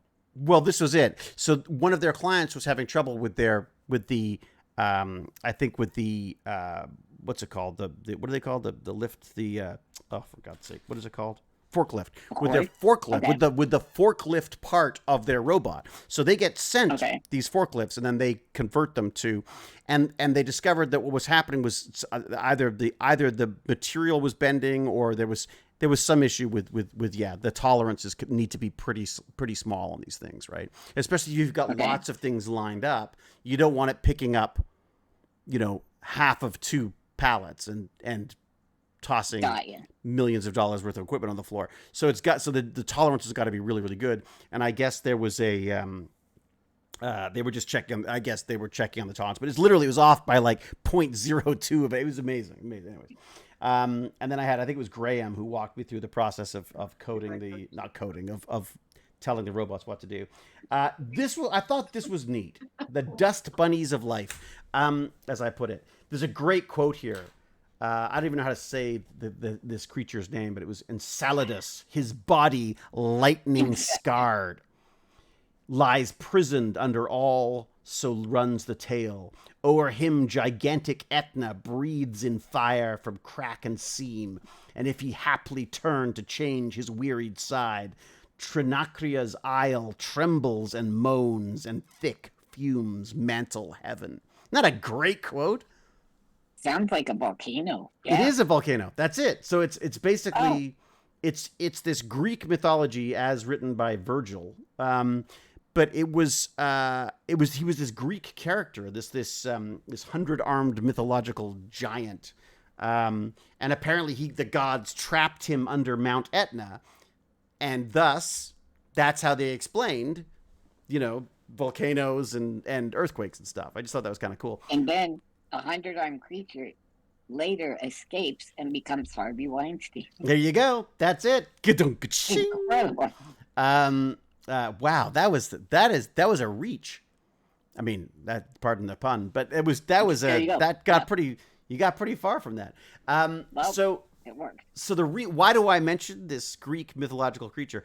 Because it's also the name of an icy moon of Saturn, and this barren icy moon has been shooting these plumes of material up into space, and the Cassini decided it would just do a little drive-by, and it zips through what they call the E ring, which is, I think, what did they say, the second most outer? Is it the second? I don't know what I said here. It's the second. James Kearney. He knows it's the everything. second outermost of Saturn's rings. So second outermost ring of Saturn. It decides to go blowing through that, picks up a few. What did they pick up? They picked up 345. How it does this? It picked up 345 ice grains from that ring. They did that back in 2004, between 2004 and 2008, and now they've analyzed it and discovered that there's phosphorus in this, which is which up until now they've only found in the Earth's oceans. So they're like, whoa! So right away, this little volcanic icy planet just jumped to the top of the list for potential life. They're like, oh my God. They're also thinking like maybe this will also lead to them finding more planets that have this sort of watery, because I didn't know this, but apparently there's 6 elements that you need for life. You need carbon, hydrogen, nitrogen, oxygen, phosphorus, and sulfur. And phosphorus up until now has been the hardest one to find, but they're thinking they might be able to find more of it now that they know about this. But how wild is that? 345 grains of, dust bunny that they've picked up, and of that, what did they say? There was like 9 of them were phosphates, or were phosphates. So I don't know why it took them so long to count that many grains of whatever, but I'm guessing it took a while for things to get back and. Well, you drop some. Yeah, there's other things going. There's exciting things going on, Oh, yeah. Musk has tweeted again. You lose all the scientists for a while. So, anyways, so they're saying that the concentrations of phosphorus on this within this. So basically, the entire planet is covered in a frozen ocean. But they're saying that it could have like 100 to 1,000 times as much phosphorus in its ocean than there is in ours. I don't know exactly what that means, but they got really excited about it. With all the volcanic activity, wouldn't like the ocean under a certain level be water? Absolutely. I think that's the idea. Yeah, I think that's literally what they're hoping for at this point. So sorry. So yes, it's frozen on the surface, but there could be water below it, or at least some melted bits. And we know that there are like these extremophiles, or whatever they're called, these extreme bacterias and things that can live in crazy environments. So maybe that's part of it. That's so cool. I love the idea of that. Isn't it? I just think that's really cool. This is why I don't think people should go. This is why I think we should just keep sending robots. Who cares? We put up a freaking tent on Mars or whatever. Who cares? And a couple of people living there. Wow, well done, whatever. No, send robots further. They're so much cooler. I feel like, I don't know how to say this. Let's say in 69, they tossed up a few, whatever we would have called a robot back then. Right, yes. And there's something about that a human being. I know. I mean, if you look at I agree. Yeah. You go back, 5 million years or something. For some reason, that particular ape just exploded across the planet. Right. It's an adventurous ape, so. Well, they're saying that. Like the idea. They were saying actually they found in the genetic makeup of that there's another type. There may have been different types of apes involved, not apes or primates or whatever it is. They're basically they found like more. They think there may be more versions of us than we thought there was. But yes, you're right. I think in a way it's a bit of a marketing thing. You have to inspire people, and getting to the moon like we did. Unless you're one of those strange people who thinks that it's all fake. We got to the moon, and I think that inspired a lot of people to get into space and that's space why exploration. I don't think it should be private business doing it, because, like you said, we got to the moon. Right. Not Elon Musk got us to Mars. But Musk also got us. I mean, not that I hate giving him credit, but but the reality is Musk also got us reusable rockets in a way that they didn't think was possible. Well, not to mention electric vehicles that, he basically started the electric vehicle industry. Why am I being nice about Elon Musk? What the hell? I can't even use Twitter because of him. I'm going to have to send you some Elon Musk debunking literature. Really? He basically just came on late. No, I mean, he came on. Oh, I see. But he put it on the map, though, didn't he? Or do you think he's just riding the coattails? I really feel like he's like Don King. Is that what the guy's name was? Don King? The boxing promoter? Yeah. Yeah, I feel like he's just a science promoter, but not even that great on the science. He just says, this. Think about how many times he said, we're going to have self-driving cars since like 2016. Well, they're in trouble because they've just found that they've underreported some of the accidents. Although, admittedly, the amount of accidents the robots have had are minute compared to the humans. Just want to point that out again. Did somebody join, or did Vipup leave? Oh, what? Really? Have we offended him? Did we say something bad? I think we lost Vipup. We've lost Vipup. Clear. But Vipup was here. That's what's important. So I don't want to I got to talk about the Tech Bandits thing at some point. I got to figure this out because I realized that, I'm not sure this is. He can always be here. He's always welcome, of course. I feel like I'm not sure this is for kids anymore. You know what I mean? Like, if that makes sense. Like, I feel like the kid stuff is better done practically in the real world, like I am. That this there was a time and a place for this, and I think it coincided. It worked very well during the pandemic, I think, to keep people at least a little bit more engaged. On track. Yeah, and just a little bit more on track. So at least while they were playing their video games, they might hear something by accident. And it is, as Elizabeth says, it's hard to do kid stuff online. I loved it during the pandemic. I thought it was wonderful. It helped me, and I think it did help some kids as well. But you know what else? Get this. I just introduced Lord Chunky. I just introduced him to this company, Geekbench, because an old employee of mine back in the dark old days when I was doing websites for film and television, where this wonderful woman, Katie, and she's been working at Spotify. She's been working at SAP. She's now at this company called Geekbench, which is a benchmarking software. And I thought, who better to talk about benchmarking software than Lord Chunky? So I'm trying to see if maybe there's like an intern job or something for him, because I was like, dude, you got to get this guy. Like, this guy, like, Lord Chunky's like made for this. You know what I mean? True. Although Lord Chunky, I think he wants to get a lifeguarding job, because apparently that's. And he would class up the place too. So that's it. But I kind of get it. If you're like a young single man in your whatever he is, his 16s, he's probably going to want to hang out at the pool as a lifeguard. I'm not disparaging. I'm just going to say he might be considered attractive by some. So. What, me? No, I- not you. I Lord Chunky. Oh, Lord Chunky. Well, exactly. There you go. I see what you're saying. So it's not something I would want to do, but I could understand. Yeah. If you want to get out there, that would be pretty You'd cool. be out there like, it's so Yeah. hot. Huh. Weird. Why am I so hot? Um, Lady, put some clothes on. for God's sake. You're outside. Yeah. I think Baz might be working at the waiting pool. He's talking about like he might have a job at the waiting pool. I'm like, what? Cool. So if people fall over and they're drowning in a puddle, you've got to like be able to save them. You can check babies. Yeah. What do we got going on here? In an alternate reality, we may have had a flat Earth. In an alternate reality, maybe. I don't know how that would work. No. Internships in tech are so competitive right now. Hundreds of applicants for 2 to 3 slots. Really? Can That's I prove interesting. to you that even in infinite universes, you're only going to have finite outcomes and possibilities? Go for it. Have you got like a Ready? mathematical thing? What do you got? Yeah. It's definitely a higher level mathematics. Yeah. Let's say in another universe you have 2 buttholes. Okay, so Okay.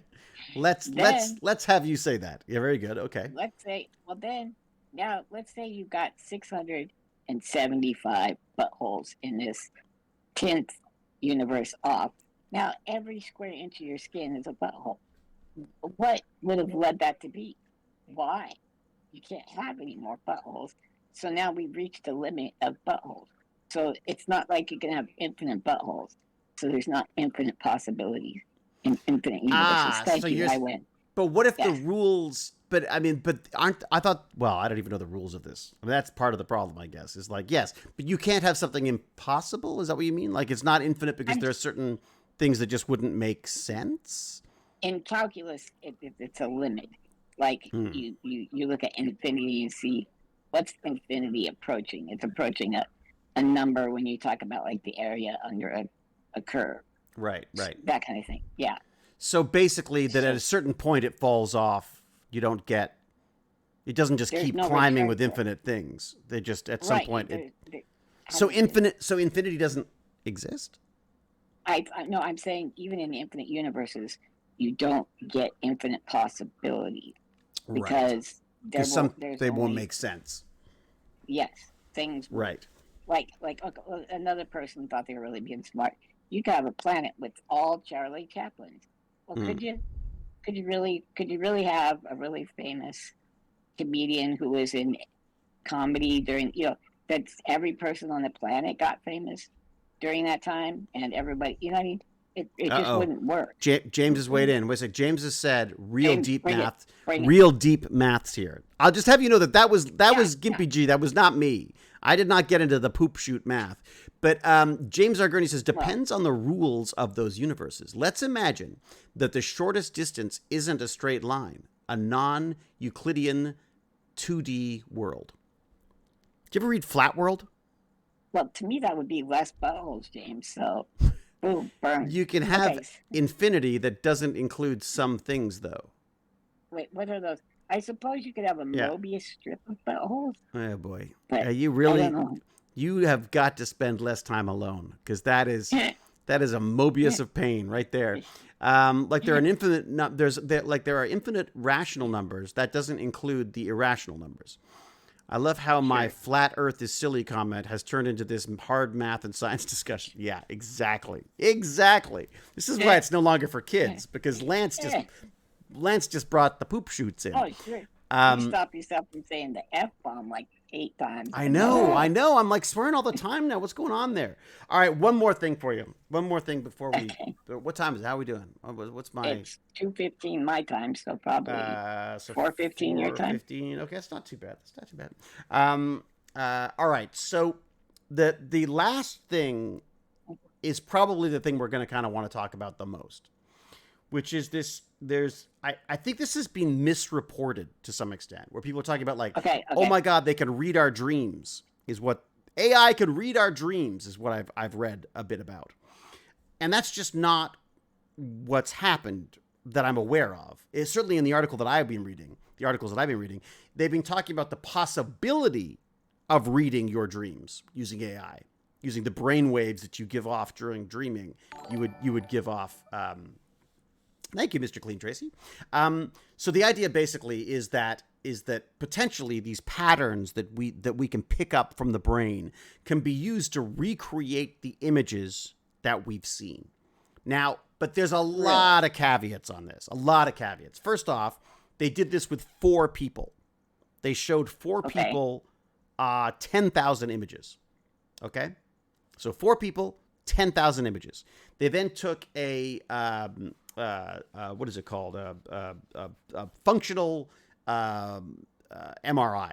So that allowed them to sort of see the movement of blood, I guess, in the brain.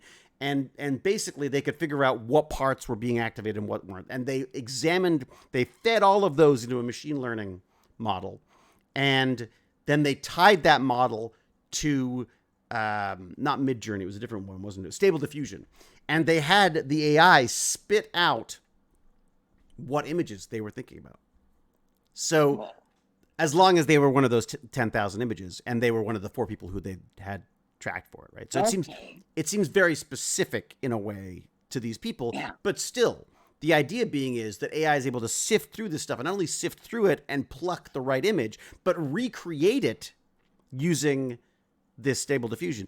And one of the things they did, which I thought was really neat, was that they worked in text prompts because that's what Stable Diffusion is better at using instead of using brainwaves. So it basically took brainwaves, turned them into prompts that then fed the machine, and thus allowed for more accurate representation of the images that they were picking up. But how freaking wild is that? Like, it's literally reading. Cool. It's basically reading your brain at this point. It would be great for those dreams you don't remember. That's it, Shan. So that's exactly it. Shan's got it. Shan's on it. That's the cool thing. Imagine having like a recorder for your brain, for your memories. How cool would that be? Oh, now that would be awesome. But then let me go one step further. This is why I thought we want to talk about this for a while. Let me go one step further. If you can record the pattern of things happening in someone's brain, and then and that can result in the images that you've seen, what's to stop us from recording dreams and then replaying them in our brains? If you can if you can activate the brain in the same way that it was activated to see these images, that's the VR we were talking about, right? That's the whole, like, the best VR that you'll ever get. Much as I love, Apple's spatial computing and all these, whatever they're called, Vision Pro things.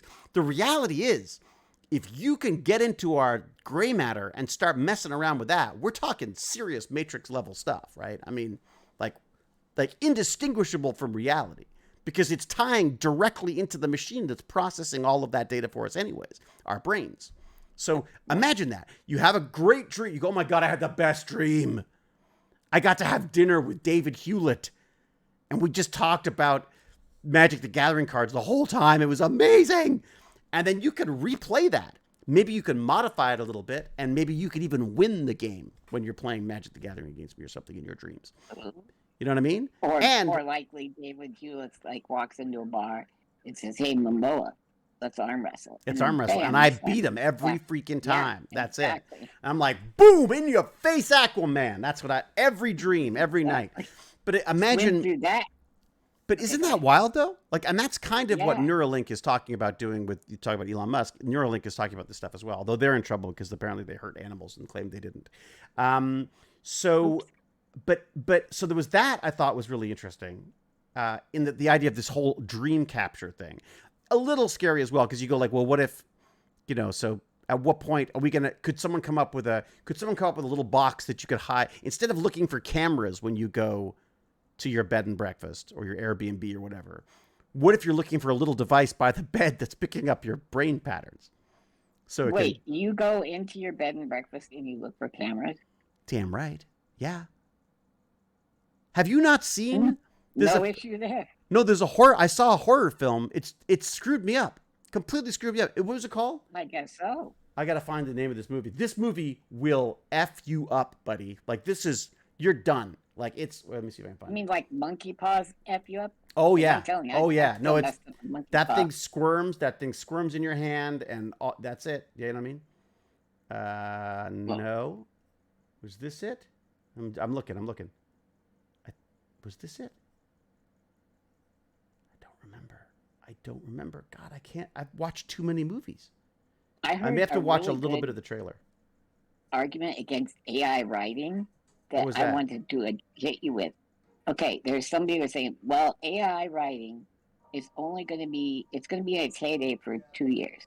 And then the only thing it'll be able to pull from off the internet that's new is other AI writing. And then won't Ooh, it kind of end up like eats a its own Xerox tail. of a Xerox of a Xerox Well, and except that then if start losing cohesion? but we keep, but if we keep feeding it stories about our lives, discussions about things, if it's constantly feeding, it's going to get new stories and new things to connect, isn't it? So that's going to be our job, is to come up with Dude, that's already our job. starting We points may be here for just to feed the AI. machine.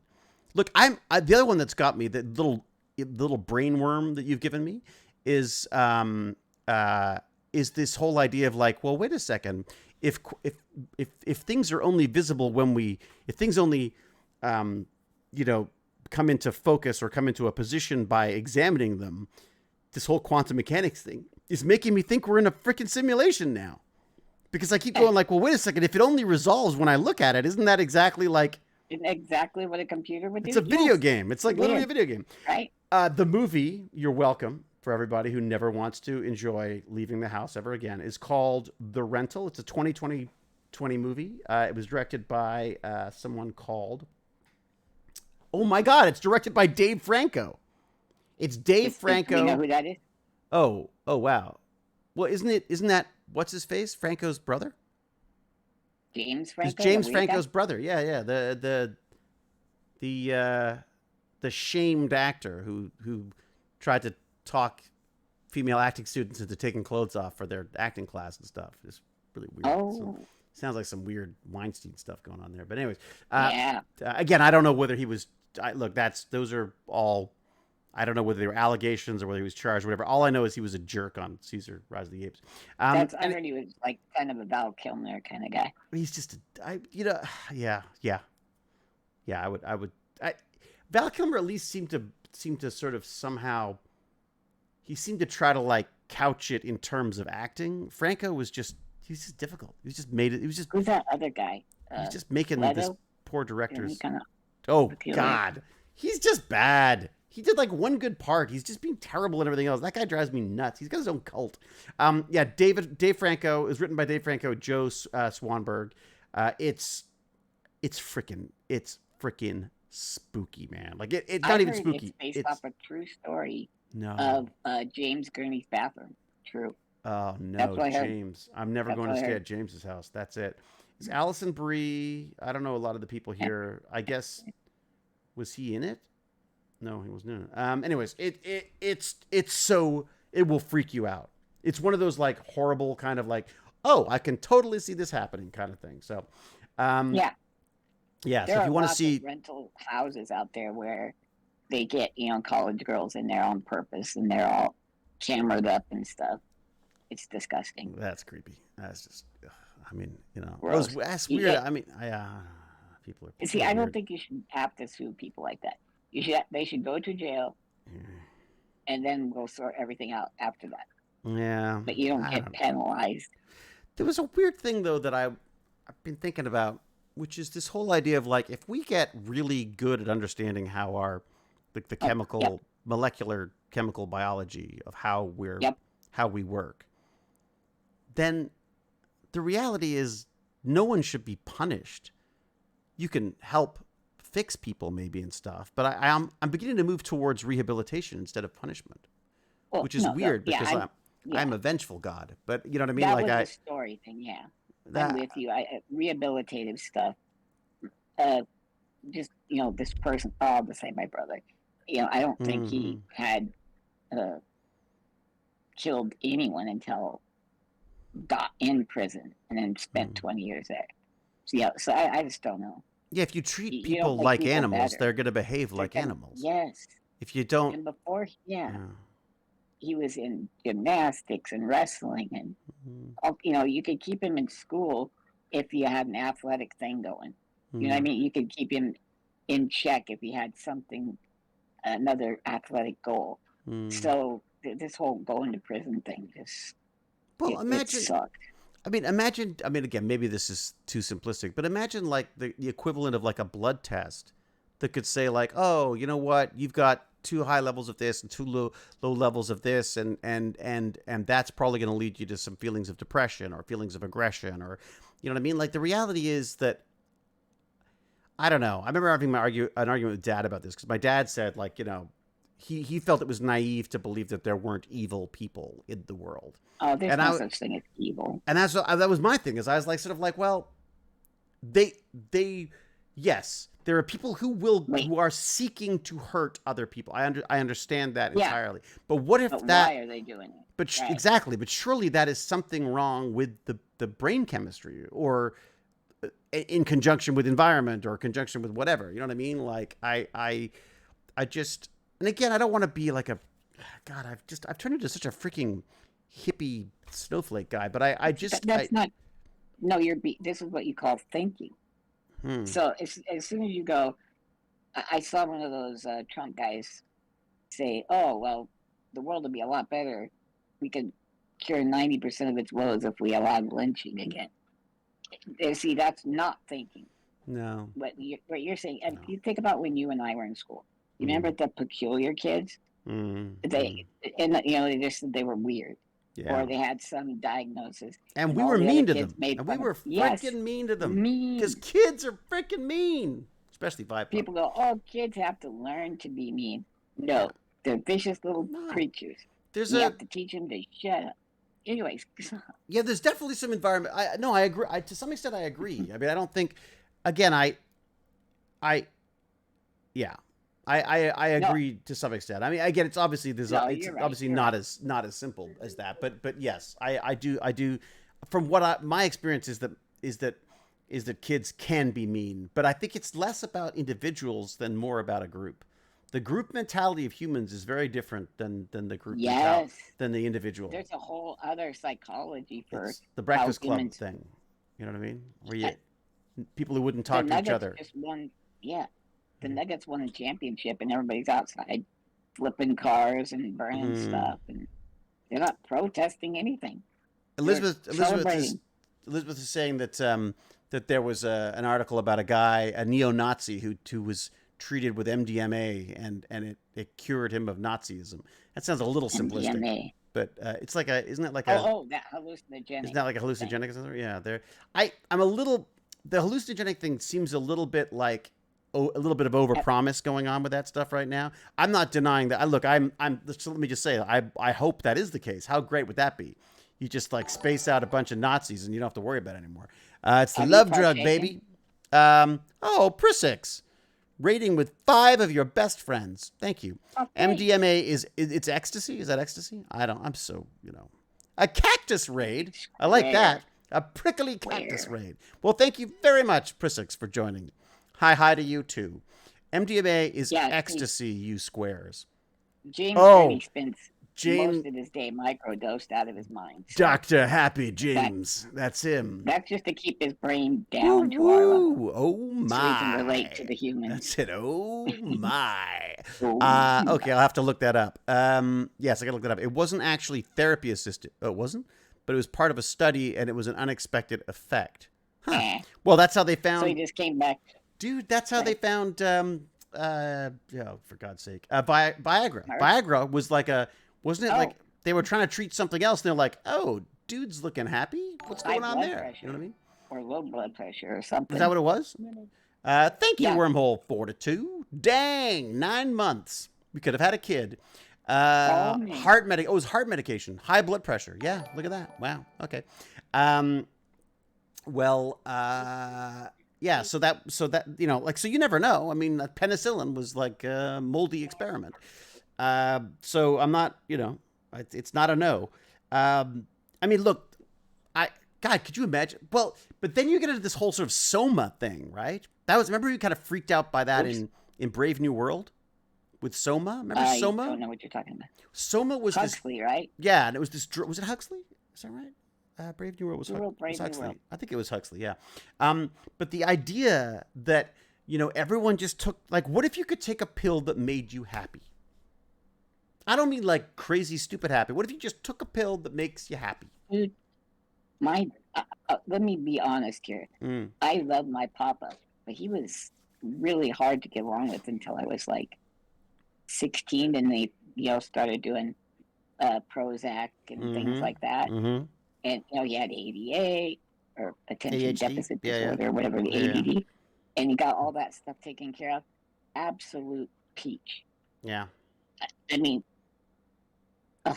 so the question is, wonderful. though, like, again, I worry that all of this stems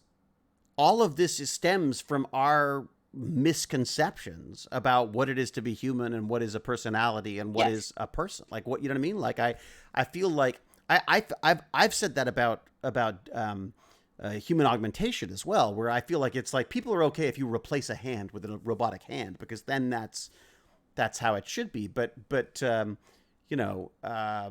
was I talking about this? There was someone was saying that there's a new, it was at the museum. They were having someone come in and talk about this amazing new mechatronic hand that will, or whatever it's called, that can come with fries.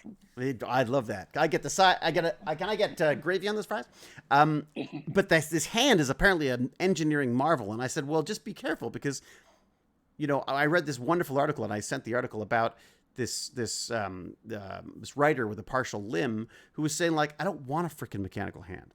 I don't care that you feel better looking at someone with a Darth Vader hand than you do with these, like, weird little snap-on things that I can shove into my arm hole to do what I need to do with. You know what I mean? Like, they have like a built-on contraption, and she snaps on things like a big rubber eraser that allows her to flick pages quickly when she's reading, or a little paddle that allows her to play tennis better, or golf. Or she's like, why? We've talked about this before, but like, why do all the battle robots hold their guns? Put the freaking gun in the arm. It doesn't make any sense, right? Don't build a giant gun. Build the arm with a giant gun in it. Anyways, and I just thought that was a fascinating take, that basically, like, in a way, we have to be careful that these mechatronic, or whatever, I don't know where that word came from, but I'm just going to keep using it. I love it. But these prosthetic these beautifully robotic prosthetics are designed not for the people who are wearing them, but for the people who watch them use it. You know what I mean? True. Yeah, it's fascinating. Well, I've had to bow out of surgeries that would make me more presentable, like my hands twisted out to the side, right? And so they wanted to go in and cut those tendons so that my hands would straighten out, but I would lose, even at the time I had more function. Really? But yeah. Just so you wouldn't look so different? Yes. Wow. Things like that. So then a thing. I guess that's a big part of it then. Is making us feel more comfortable. Like, everyone's like, oh God, the poor kid's got a hook. Well, if the hook works better for him, then stick with the freaking hook. Right. Or if they don't want any of that and they can write with their little flipper toes, let them write with their flipper toes. Why not? Shut up. That's exactly it. I guess we're getting more and more open to that, I suppose. We are. But I'm glad. But I guess, but again, we may be getting better at it, but are we? Because if people feel pressured to wear the arm or not wear an arm, right? I mean, like, if they're, you know what I mean? Like, it's like that little kid in Tech Bandits who always just wore long sweaters, like, so you couldn't see that she had a partial arm, right? And she kept saying that it just hasn't grown yet. I remember the girl who I'm familiar with in this, and the thing at school was, I mean, she would get in trouble for taking off her arms, her prosthetic arms. You know what I mean? And then, no, you have to wear them this amount a day, and blah, blah, blah, blah, blah. And then my parents got in trouble because they finally got to where, no, we're not going to put him in braces anymore. They had to, like, put me in an ice bath until I couldn't feel my legs, and then stretch my legs out and put me up in braces, and then kind of lean me against something. And And what then was once I the got the feeling back, it was incredibly painful. point of that? Was the idea was just to See, make that's the whole deal. To get me to stand up, that makes no sense. really? Like my knees hurt. When the weather changes, my knees are destroyed. Mm-hmm. Never taken a step, but my knees hurt all the time. That's dumb. Yeah, that sucks. So we keep bizarre. trying to get people to aesthetically appeal or do things like a person. That's what I like about you. Is you want to do things not like a person, or like it should be done. Or I guess I'm just fascinated by it. I mean, I don't. At the same time, like most people who think like me on this stuff, but they're body modding and stuff. Like they're adding things, magnets to their hands and stuff. And I'm just again. I don't just play a squeamish coward on television. I am a squeamish coward. I just don't. I just feel like those are overly complicated. I just feel like I feel like that's just something to go wrong. If that makes sense. It's like piercings as well. Gimmicky right now. Well, and also like really... piercings and stuff just feels like it's just something that's just I know what it. You know, I remember a kid in high school who got a nose ring and it got infected, and so the poor kid, 16 years old, walking around with a freaking giant Band-Aid and thing on his nose, and I'm like, oh, that's just awful. Squeamish coward, yay! Just because I'm gonna have to wrap up soon. James and I were chatting, texting, and talking about the Tech Bandits coin because I really should. I need to start selling them or something because I've got a box of them, and frankly, it may be the only income for the next little while. But the Cameo. He was saying $50. Sneezed. Cameo. Really? What? I don't want to cameo. Cameo's just. Yeah. This is people would get something with this, not just some stupid video. He's suggesting that he really liked it. He said $50. That seems like a lot of money for a coin to me, but he said it's not the coin, it's the whole thing. So it's provenance. It's the provenance. Provenance, I like that. I've heard him say that on Antiques Roadshow. Really? I used to love Antiques Roadshow. Now I'm addicted to Alone. I'm watching lots of Alone. The new season started. Woo, woo. Did it? I'm waiting until the end because I can't. Sometimes I need to fast forward through. I can't. Yeah. And there's sometimes you have to sort of fast through all the whining. I'm like, you miss your family, you miss your whatever. I'm here for the kids. Shut up. Get eaten by a bear.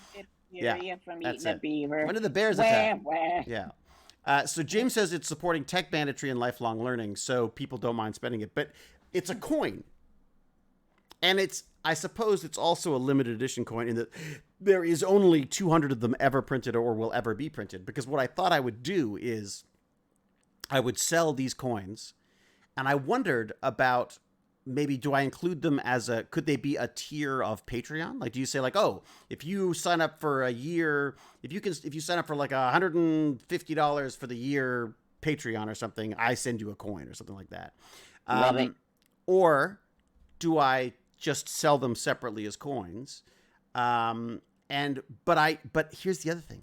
I loved making that coin. Like I want to make more. So I thought, could I have lots of different coins? But they'd each be limited edition ones. So I'd only do like 200. I do a run of like 200 to 500, depending on how many people are involved. But maybe you do like a pre-order to see how many people want them. I'm getting ahead of myself. First, I have to sell these ones. But if people like these, I love them. I love coins. There's something about coins. I just love the feeling of them, the look of them. There's something about it. And the designing of them was so much fun.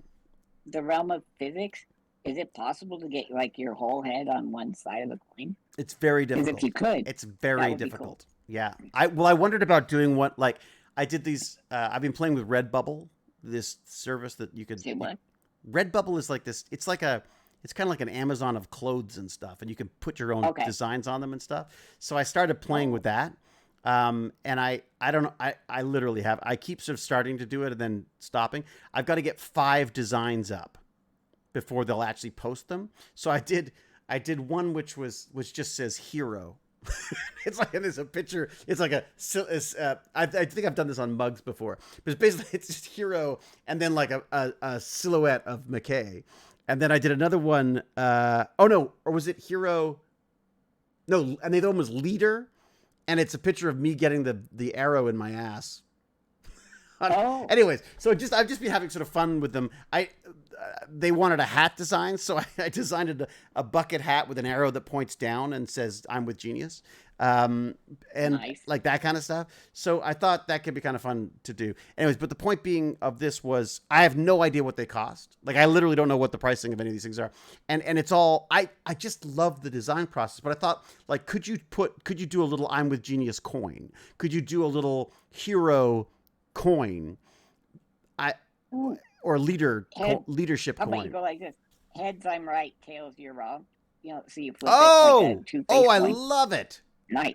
Oh, that's great. Yeah, so something like that kind of stuff. James had some great ones as well. I can't remember what he said now, but it was like there was some hilarious ones. Like, he thought we should just do one that's like, whatever it was, a tiny portion of the solar system destroyed, like just like little things, little quotes like that. Oh, Gate Ship 1. He said there should be one that just has like a puddle jumper on it. Just says Gate Ship 1.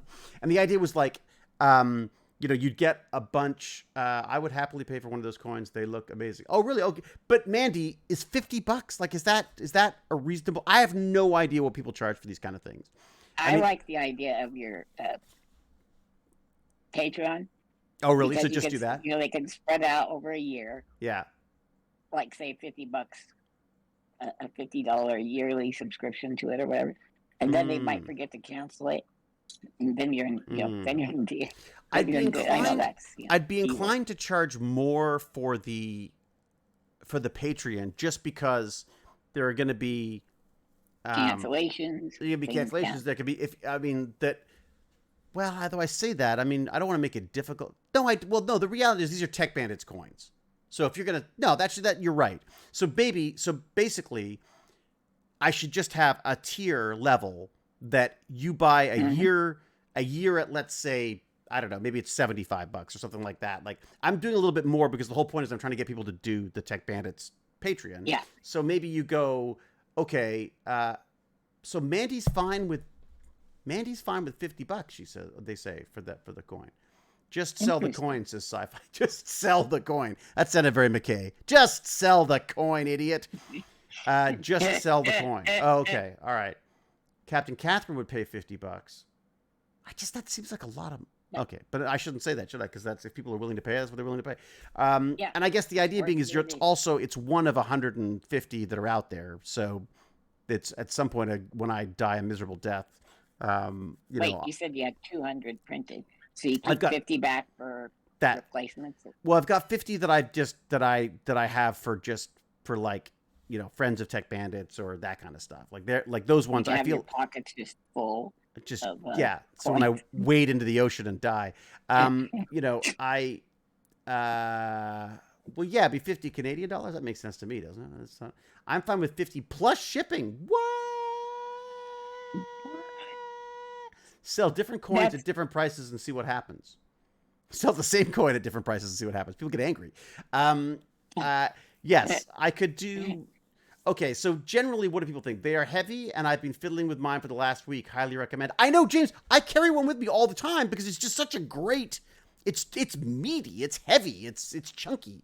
I'd ship wherever. I mean, I guess I would just have to figure out. You have one on you right now, or available to demonstrate? I don't have one on me, but I have. Yeah, absolutely. I mean, they're right here. I mean, they're. Yeah, here you go. So it would be cool to get like a little treasure chest full of them. And you're like, man, me doubloons. Me doubloons. They're me doubloons.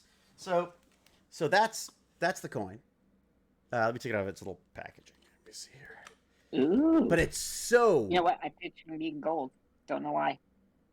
I'd like to do gold, but gold's more expensive. I didn't want to spend too much. Isn't that great? Wait, is that genuine silver plate? That is genuine coin metal. Gotcha. I have no idea. Genuine. But it's like, look, this is it. I mean, that is a heavy chunk of like. It's great. I love spinning it. I sometimes I do the little thing across my fingers. It's fun. Wait, you can do that like David Bowie? No, I can't. That's what's so sad about it. Is I look like I'm having some kind of a seizure because I'm like, you know what I mean? Like I'm trying to just get it to roll over my fingers. It's hard. Like I see you doing it. I saw that. That coin is so okay to sell for 50 plus shipping. Really? Okay. All right. All right. That's good. Well, I mean, that's what James said, and James was holding one at the time that he got for free. I'm just saying. Right, James is like, well, Have you got one yet? I give up one. Have I got one for you, $100. Lance? Have I got one for you yet? No. All right. I should get. I need to get your address. I need to get Jack Jasper's address, and I already have Cal's address. Have to send. So that's what I mean. Like, I want to make sure that I also like. I want them to have value, if that makes sense. Does that make sense? Like, I want them to be given to people who are, and then obviously then you would buy into that, and that would help us immensely, obviously. Is James just trying to drive up the price so he can resell? That's probably what it is. Yeah, that's right. Wait a minute. Yeah, he's just made $50. What am I saying? Oh my God. The next thing is this. Oh no, he's just started James. He just started a Where is Gimpy's coin. Oh, man, he's going to have, every time someone orders one, James is going to start a hashtag for the freaking thing. We should do a Gimpy G coin. Yeah, I'd totally be up for that. Well, this is what I was saying. I wanted to do a Prof. Dr. Phage coin. Ooh. Wouldn't that be cool? And then you could do like a Gimpy G one. You could do you could have fun with the idea of I thought, what else I'd love to do? It'd be awesome. Could you imagine doing a series of coins just with all famous scientists, like little doodles of each one? I can see that. You have like a Feynman one, you have like a Einstein, you have like a Bohr's, you have maybe you put in Rosie who worked on the double helix by doing all the X-ray stuff. That'd be kind of fun. The Prof. Dr. Journey. The Prof. Dr. Gurney Phage coin, $200. Woo! Nice. That's the one to get. Captain is right. What's that? He said with the Gimpy G coin, I'm already about to pop off and become super famous anyway. That's true. So, that's true. You're about to become. I should just start marketing your stuff for free, anyways. That's right. Do I have to get a licensing? I have to get like a licensing agreement from you. We'll get your beak wet. No problem. Well, I'm on the coattails. That's me. I'm gonna be the, what's his name? The boxing promoter of I'm gonna be the Elon Musk of Gimpy G. Hi, mommy. Wait, the current, what was that guy's name that did Elvis? That was for Elvis, like the current. Oh yeah, Tom Hanks. Yes, that will be. It was Tom Hanks. That's who he played. Yeah, okay, the first step is to take people's money when they try to send it to you because you wouldn't give me any info when I tried to buy one for Jefferson. That was over a year ago. Elizabeth's laying down the law. So I see. Do you have to get permission to put faces on coins? I don't know. Do you? That's interesting. Do you have to get permission to put people's faces on coins? I wouldn't know. I'm especially if it's an abstract cartoon. I could put a Momoa one and I'd make a freaking fortune. But it wouldn't be Momoa's face. It'd be Momoa's just torso and one arms. Pectoral muscle. Yeah, that just one pec. I could do the pecs. Oh my God! I could do the Putin pecs. Wow, remember that? That's great. Isn't that that's for a while ago? Okay, so I love the idea of Gateship 1. Like, just get and so you could have some Stargate related ones. You could have some fun science related ones. The Gimpy G one, of course, would be fantastic. Maybe we'll get. Sorry. Remind me of your nephew's name. Trenton. Trenton. Sorry. I'm so sorry, yep. Trenton. No, it's fine. Trenton. Maybe get Trenton to do like a logo thing, and I'll throw in a batch of those as well. We can make some money towards a truck, or a nice stereo for a truck, that kind of thing. So, all right, I should probably wrap up. Okay, wait a second. So what by Jason Momoa? Yeah. No. Yeah, you didn't know that? I did not know that. It's one of my classic tales. It's a classic Hewlett tale. One of your classic tales. That should be. I should just put a moon. I'll just put Jason's ass on the back. It could be anyone's ass. You can just say it's Jason's ass. Right, on the back. Then put you with like little hearts coming out of your eyes. No, well, this is it. So we're driving home. driving home from set. know. Like we're in the middle of Someone had freaking nowhere in anxiety for British cases Columbia. that we don't know, but Driving I called the home, nursing home and they said that they and didn't know anything about it either, so. and they and I'm in my little Toyota Echo, little beep beep, driving along, and I pull up to a stop sign. I'm really tired, and I hear this giant thing pulls up. This big truck pulls up beside me. And I'm sitting there for a while. I don't look at the truck. I'm just waiting for the light. The light's taking forever. And then just something out of the corner of my eye gets my attention. I look over, and there is this squashed bottom pressed up against the glass of this monster machine beside me. But and this is where he did himself a grave disservice. There was Joe Flanagan's face peering out from behind it and just laughing, like just giggling furiously. So forever, Jason's ass and Joe Flanagan's grinning face have been inextricably bound in my brain, burned in my memory. I can't think of Jason's butt without Joe's grinning face beside it. So, yeah. We need a functional MRI to pop that out Oh, of your head. there you go. Nice callback. And everybody could experience that. Actually, that is weird. That would be kind of, God. That'd be weird. Yeah. Could you imagine that being, so you could sell your memories? Memories for Wow. sale. Oh, dude, that's a sci-fi novel right there. It is. That's very cool. Philip K. Dick. Yep, that's me. No, it was his bottom. We just saw his bottom. That's all. Oh, they're asking if you saw any brain. No. You just said Philip K. Dick, and I said, no, just your bottom. Oh. See, I'm sorry. It was obviously far too erudite for you. Selling dreams to people. There you go. All right. I'd rather see Joe's butt with Momoa grinning at me. See, I don't think so. I don't think I want to see either of their bottoms ever again. Okay, so I'm going to wrap up because I've been going for over 2 hours. And much as I love doing this, I should probably go and see my son, who is not going to school right now because apparently he's got exams coming up. He's got one exam. He's got one freaking exam. All the rest of them are these things. Exam. What do they call them? They call them these. They're like the final project of a year. Did you have a name for them? He's got some fancy name for them. He's had to do like a business presentation. He had the best idea, by the way, for his business presentation. He said, get this. His idea was something called A+ Cafe, which is a cafe that you go to that has tutors at it. And so you go to you have a coffee, you have a meal. If you need some help, you go to work on your homework. And if you need some help, there are tutors around. Is that fucking genius? I mean, freaking genius.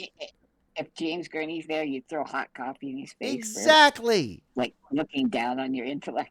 Yeah. He just spit on you. But yeah, I just thought that was such a great idea. And then my wife, of course, starts running with it. And being the practical woman that she is, she goes, oh my God, it should be a pop-up shop. You can basically, because coffee shops basically close around the time that schools get out, right? Because no one wants to drink coffee unless they're idiots like me, drinking coffee after 4 o'clock at night or whatever. So this way, when the coffee shop shuts down, Baz comes in with his freaking A+ Cafe. Oh, I see what you're saying. Isn't that smart? Oh, nice. Yeah. And you have some refreshments. That's it. I just thought that was I'm like, maybe I should just steal that idea and do that. Maybe that's how I'm going to earn a living. No, you know how I'm going to earn a living? Coins. I'm going to sell collectible coins. You know what else I want to do? Are expensive. Here's something else I want to do. Here's something else. This is another genius plan. Make smaller, cheaper coins that people buy in bunches of like 5 or 10, and they could use them to put into geocaching places. Oh. Wouldn't that be great? Like little Tech Bandits coins that you could put into geocaching sites. Because, I used to buy little cheap Matchbox cars. So whenever we found a geocache, I just throw like a little Matchbox car in there or something. So it's kind of fun little thing because it would just cost a couple of bucks. So you need to get the coins down to like a $1 or $2, and then you could leave a little Tech Bandits coin there as well. So I thought that'd be kind of neat. What what if you put a chip in there, and if you pass somebody else with a Hewlett coin, it gives you a little rumble, and you can look over knowingly at that person because they both share the love of the Hewlett. It would They well get it. if you put a it'd be kind of neat Yeah. to have them with like some kind of a tracker on it, and then although that's, I think we're asking for trouble, aren't we? Keeping it simple. Probably. You know what I should do? What am I talking about? You know what I should do? What are we saying? I What? should just use the CNC and make some little CNC ones. Little wooden ones. Nickel pennies. They're nickels. Wooden nickels. Oh my God, wooden nickels. We'll make wooden nickels for Tech Bandits for people to, you buy like a stack of them, and then you can put them in your geocache. That's genius. You could have a QR That code. is genius. Yeah, QR code is a good idea too. Like Tech Bandits the Gathering. Yes, exactly. That would be fun. I don't fully understand geocaching. Neither do I. I just looked up a couple of things and went and found a box. And I wasn't sure because there was also You found a thing? Oh That's yeah. awesome. I found a thing and I put a what's it called? A little Matchbox car in it. And then we found another one and I put a little Matchbox car in it. But I stopped doing it because I went looking for one, and I found what I thought was the cache, and it was all these used needles. It's like some junkie's like kit. I found like a junkie's kit. David Reason. I'm like I've got it. Look, I found it. Oh God. Yeah, that kind of put me off a little bit. Do a coin where the outer edge is the gate and have the chevrons light up. And the middle shows the rippling water. Yeah, Mr. Clean Tracy, let me just do all that. Let me just get all that on this little coin. It would be cool. All right, okay. Cool. So just you cracked that, dude. That was a good one. help me out, Lance. What do I do? Do I set up like a Shopify? Then do I just set up a little Shopify account and just sell them straight out like that? I don't know. Like, what do they call those places that fulfillment? Isn't that what they're Well, called? then I've got to ship the coins to them, and then it just seems like I don't think we're going to be selling that many. Maybe when we start selling, when I start doing runs of 2,000 of them or something. I just look, I enjoyed collecting cards. I really enjoyed it. But cards are easy to bend and ruin and get oil from your skin on. These things are freaking indestructible. And I just think, how cool would it be to have like a collection of these kind of things? And maybe there's a way to turn them into a game eventually or something. But I like that. All right. I think My Amazon niece and takes. nephew- I'm sorry. Real Yeah, quick. go ahead. Niece and nephew Are selling a bunch of stuff on Etsy, you know? Oh, Or at least they were. I don't that think good? they've gone back. And then, the point is, though, they actually bought a scale that you put this stuff on, and then it prints you off they're a dealing drugs. sticker for the postage. Oh, and right, the stuff. stickers. Yeah, got it. Okay, yeah. Yeah. That's So- what I need. Do they have that in Canada? Yeah. Does anyone out there know if they have that in Canada? They must have something like that in Canada, right? Well, the coin's always going to weigh the same. Like when I sent it to Right. James, I sent James I think James, it cost more for me to send it than it was to actually make the coin, I think. Because I Right, wanted to well, get it the to James website, right away. Think about how much that weighed. Yeah. 400 pages of, single space text. James says I should ask Hacksmith for posting. Well, the funny thing is, you know what? I could get Hacksmith. Hacksmith is talking about Hacksmith is so good. I would recommend everyone go check out hacksmithindustries.com. They have a store there that has the coolest stuff. Like just the absolute, and the way he makes his stuff is just meticulous, like absolutely meticulous. This is I've got his little, I don't know if you can see the logo, just slight etching of it. It's really cool. Very cool. The apple of merchandise, I call them. That's a little tape measure that I just carry with me. It's just really useful. And his lab coat is amazing. It wasn't a lab coat. His workshop coat is the best. It's great. Special Hacksmith Hewlett. Yeah. Actually, I wonder if I could. I wonder if he would be able to do. He's got all these crazy pieces of equipment. I'm sure he could do a bunch of coins for me. But I just feel like the place I went to is like a factory. They work through a factory in Japan or China, I guess, and they can do. That's all they do with these freaking coins, and I feel like That's what Tristan did.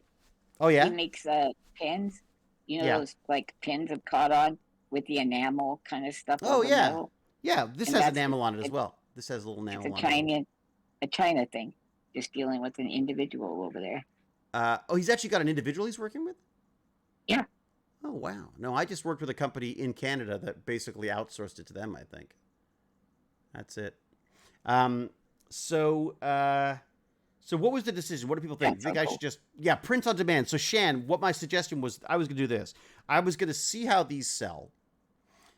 If it feels like it could work. And once I've convinced my wife that I've sold all of these so that she'll let me get more of them, I wouldn't print the same ones ever. The idea is I want to just do short runs of each one, and that's it. Like, throw away the design after that. Or at least throw away most of the design. Like, maybe I'll keep the logo, maybe, because the logo makes sense, and then we change, other stuff. And I really like the design with the little Stargate around the edge that this one has. I really like that. It is cool. It's a nice it's a nice coin. You know what? Consider this an experiment. Don't kick it around too much. The $50 seems to fly. Yeah. Try okay. it. Yeah. So just try selling it. See what happens. All right. How would you? Yeah. But here's what I was going to suggest. Get this. Then we come up with a design. We go to like Kickstarter and say, which you just use for pre-ordering. So you just say like, we will print these. Or no, I guess you wouldn't even need Kickstarter. You wouldn't even need Kickstarter. You could just say like, when we get an order of 200 total, I will print them. If more than 200, great. Let us know. We'll up to whatever. And then Stretch goal. Yeah, and maybe it gets, and I can pass the savings on to people. Like if it's cheaper because I've got 1,000 instead of 100, then the coin could just be cheaper, right, or whatever. But and you could get like one of those police sketch artists, and then from memory you recreate Momoa's butt cheeks. That's it. What did the butt cheeks look like? So no IP infringing Stargate design. Jack Jasper did a great job. He did do a great job. And someone was the one I liked. I liked someone had a very Mckay response. Just take action and move on it. And tell me where you're selling it so you can take my money, says Sci-Fi Gal. I thought that was kind of cute. You should just go through Drop. What's Drop? Or Gal, Sci-Fi Gal. Sci-Fi Gal. You should go through Drop. What's Drop? Throwing money at him seems surprisingly difficult. Money makes me feel icky. It really does. I don't like I'm going to sound like such a hippie. I wish I could just give stuff away. I wish I was so freaking famous and rich that I could just give stuff away. That would be my ultimate goal. But that's not going to happen, But your brain always goes to how you could monetize something. Isn't that odd? It does. I call it business porn. No, seriously, it's just like me fantasizing about what you could do with a business. But the idea of actually having to say, hey, give me money. But that's fine. I like it. You don't even want people to buy you lunch. It's true. Elizabeth shut me down on that. She said I was being patriarchal or something. Male chauvinistic. Just because I pig. Yeah. I paid for coffee, though. Didn't complain about that, did you, Elizabeth? Anyways, no, it was lovely. Just head to drop.com, but hide your wallet first. Oh, no, you mean like, that's the drop shipping thing, isn't it? Being altruistic, which is amazing, and also recognizing that these things are joyful, equal exchange. Ah, that's a very nice way of putting it. I like that. Sell them on Craigslist. I'm going to sell them on my MySpace page. All right, get out of here. I got to go. Okay. Everybody, this has been Lance Gimpy G, Lance Card, Gimpy G, who is available on Twitch, is available on, what's the best way for people to get you now? What's the best way for people to throw money at you? The GoFundMe? I've got the GoFundMe, but I think I have to send you a new thing because I did your idea and just wiped out the old one and just put one up strictly for the van. Smart, very smart. But yeah, why don't you just do Kickstarter for that? Oh no, GoFundMe I guess is more about giving than Kickstarter, right? Yeah. Thank you very much, Nightbot announcement. Because James was on. Is Cal around? Have we seen Cal today? Yes. We did. I believe so. Early on. All right, I better say thank you to Cal then. Cal, thank you. Wait a second. Do the Cal thing. Where's the Cal thing? There she is. No, she's not here. Okay, just checking. Thanks, Cal. Gotcha. I thought Cal probably wasn't here. Somebody do the Cal one so I can say it. Somebody do the, what was it called? Happy birthday. What was it? No, what's that? Well, it's always her birthday. We know that. There you go. That's it. hammer. Thank you. We got it. Here we go. James Gurney got it. Oh, okay. My name is Cal, bright and cheerful. I'm all rainbows and unicorns. What would anyone do without me? I am the hammer of justice, the Hewlett conscience, our truth speaker, and our little stormy cloud in the chat. Hugs. There you go. She loves that. God, she just loves that. There you go. You're welcome, Cal. Anytime. Cal's supposed to be putting me on Cameo. Not on Cameo, but doing the video thing. I feel weird about that, too. I don't know why you couldn't do it for a month and see how it goes. On Cameo? And put it at a point on Cameo, make it a price you're like, nobody's going to spend that. And then, Ugh. But not more than Picardo because, he's famous.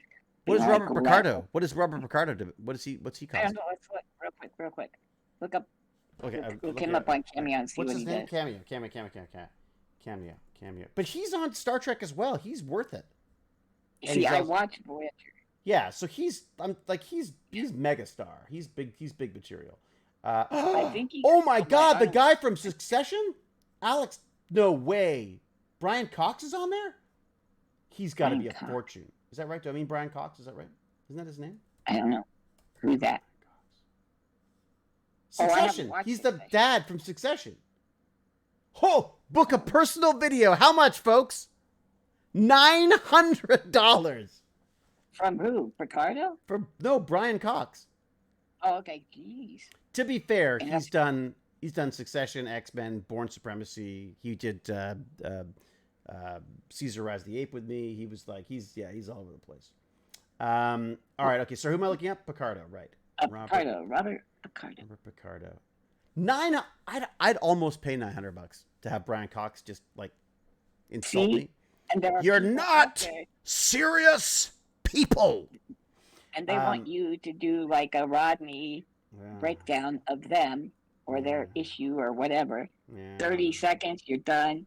You got $300 or $400. Is that how much? What does he charge? $4.99. Oh no, that's the stars. $198. That seems pretty. Okay. That's pretty reasonable. What's that for? What does he get for that? Reasonable. What does he get for that? So again, book a personal video. So in other words, you just do a video. You just go like, "Hey, Lance." They might even say, "Can you do the Rodney thing?" I don't know what Rodney did. Like Dance Monkey Dance. Is that what it is? No. Like something you might do for your. Robert would be really good at these too. I see. Okay. Here's the thing though. I do these for free for people all the time. I know. But why not get a couple $100? Well, because what does David Blue charge? Too bad you need money. David Blue, what's he charging? What's that guy charging? Who that? David Blue's from Stargate Universe. He's $125. See? That's Joe Flanagan charges $50. I'm sorry, but you're quite the character. $50? David Blue's charging $125. And Joe Flanagan's charging $50. You got to be kidding me. No, he's got to be charging more than that. Or maybe he's doing it in like he's making up for it in bulk or something. No, wow. I guess that's it. No, he's $66. How? And a live video call is $132. Yeah, but he's also got like 181 reviews. So I guess he's sold at least 181 of them. What does that add up to? I'm curious. Let's do the math on that. Come on, somebody. What do you got? Somebody with a calculator and a light. Somebody with a calculator. So you've got to help me. I've done math by mistake. What did we say it was? It was 60. I can't clear. 166 times. What did I say? No, not 166. Oh, I can't even put in the right numbers. Oh, I panicked. 66 times. What did I say? 181. So at least 181 people have done it. He's made what? No. That can't be right. I didn't get that. What'd you get? Like 5 million? I got a lot. I got like 11, almost $12,000. Is that right? Yeah. 66 And that's for times 181 equals. Holy shit! No, excuse me. and That's almost do you know how much- $12,000. for 90 minutes of work because it's 30 seconds, right? And you said No, he's got some of them are 181. 2 minutes, some of them are 1 minute. Isn't that it? Well, but Or- those are more. Oh, right? maybe those are the live. Are those the average video length is 1 minute and 25 seconds. Oh, okay. 24-hour done deliverable. 2 hours. 24 hours. This guy's working it. He's on there, man. Oh, So do I undercut him? I'm $65. no, Go a no, little no, cheaper. no. Go a little cheaper. You're the coquettish person in the corner. No, not me. I can't possibly. I couldn't possibly get out of bed for less than 100. Yes, exactly. Yeah. What about McGillian? McGillian's we're similar. I wonder Trying to think I of- wonder if there's any I wonder if there's any Del Toro fans that would pay. Sure. He's 99. See? No, Just give it a so shot listen, the from- cheapest is okay. Let me do the math on that one. This guy's he's always been good at this stuff, though. You know, McGillian's always he does conventions. He's just good at it. But He's a you're charm- funny. He's a charming guy. You're spontaneous. I'm I only just funny don't when I think it would want to take be. that I don't know if I can do it when I don't want to. That's the all right, let's see Dude, what happens here. So You 99. are like a light switch. You could be laying in bed dying, and people pop in and say, "I would like to give you some attention, David." and I go, And then, woohoo! You're Bring it upset, on! dancing. Okay, Yeah. so Paul has earned about the same amount of, judging by the reviews, has earned about as much as Joe. 100. He's earned $12,000. Well, and I'm guessing less than 50% of people are leaving a review. Really? Or bothering. No, they've all got a review. I'm guaranteed they'll all review You because they think all want to. Each person reviewed it. Paulie's $60. That's No, he's weird. 99. It says 99. Doesn't it? Oh, hey, Hyper BZC says, David, your episode in Cabinet of Curiosity was awesome. Oh my God, didn't It was fantastic. Vincenzo just did such a freaking amazing job. Everyone did an amazing job with that. I had so much fun doing that. 2 of my favorite gigs ever. Like, obviously loved Stargate, but in recent decades, that Cabinet of Curiosities was one of the most fun, impressive, exciting things I've had to work on in years. And C as well. 2 of those things. And now the industry's just, it's stopped. There's nothing going on. It's terrifying. I'm like, I do my 2 favorite jobs, and then it's like, it was almost like that was it. All right, you've had your fun, Hewlett. You're on your own. Go sell coins. Anyways, so $12,000. Oh, I mean, that's pretty good. It's not chicken feed. But what is the event? Why? Okay, here's the other thing I go like. Think about this from a Okay. logistics standpoint. I had a good run. Thank you, James. Thank you, James. I'll come and help. I'll be your Stargate intern at the lab. Remember that guy? He used to be on TV. Hi. Oh, I spilled something. Hewlett. You know, I'll be sure I got it, Mr. Doctor Professor. Let's mop it up. I can always have a job as a dishwasher. I could do that. I'm trained to do that, James. A beaker washer. You know, I talk about my business porn where I read about businesses doing things and I think about what businesses could be. You know what I've started doing recently? No. Reading job descriptions. Seriously, and going like, hey, I could do that. And then I go and look to see, and it's like, no, you can't do that. You don't have any of the training, needed for that. I'm like, what? Physicist? I played a physicist. I could do that. I'm like, you know, there was like a film producer. I was like, film producing. That's of course. That's what I should be. And then I'm like, Jane's like, you've never produced a film. I was like, well, I said, well, but you could do the producing and I'll do the talking and eating at the snack service. You know? I'm sorry, go ahead, because I've got something hilarious hit my head.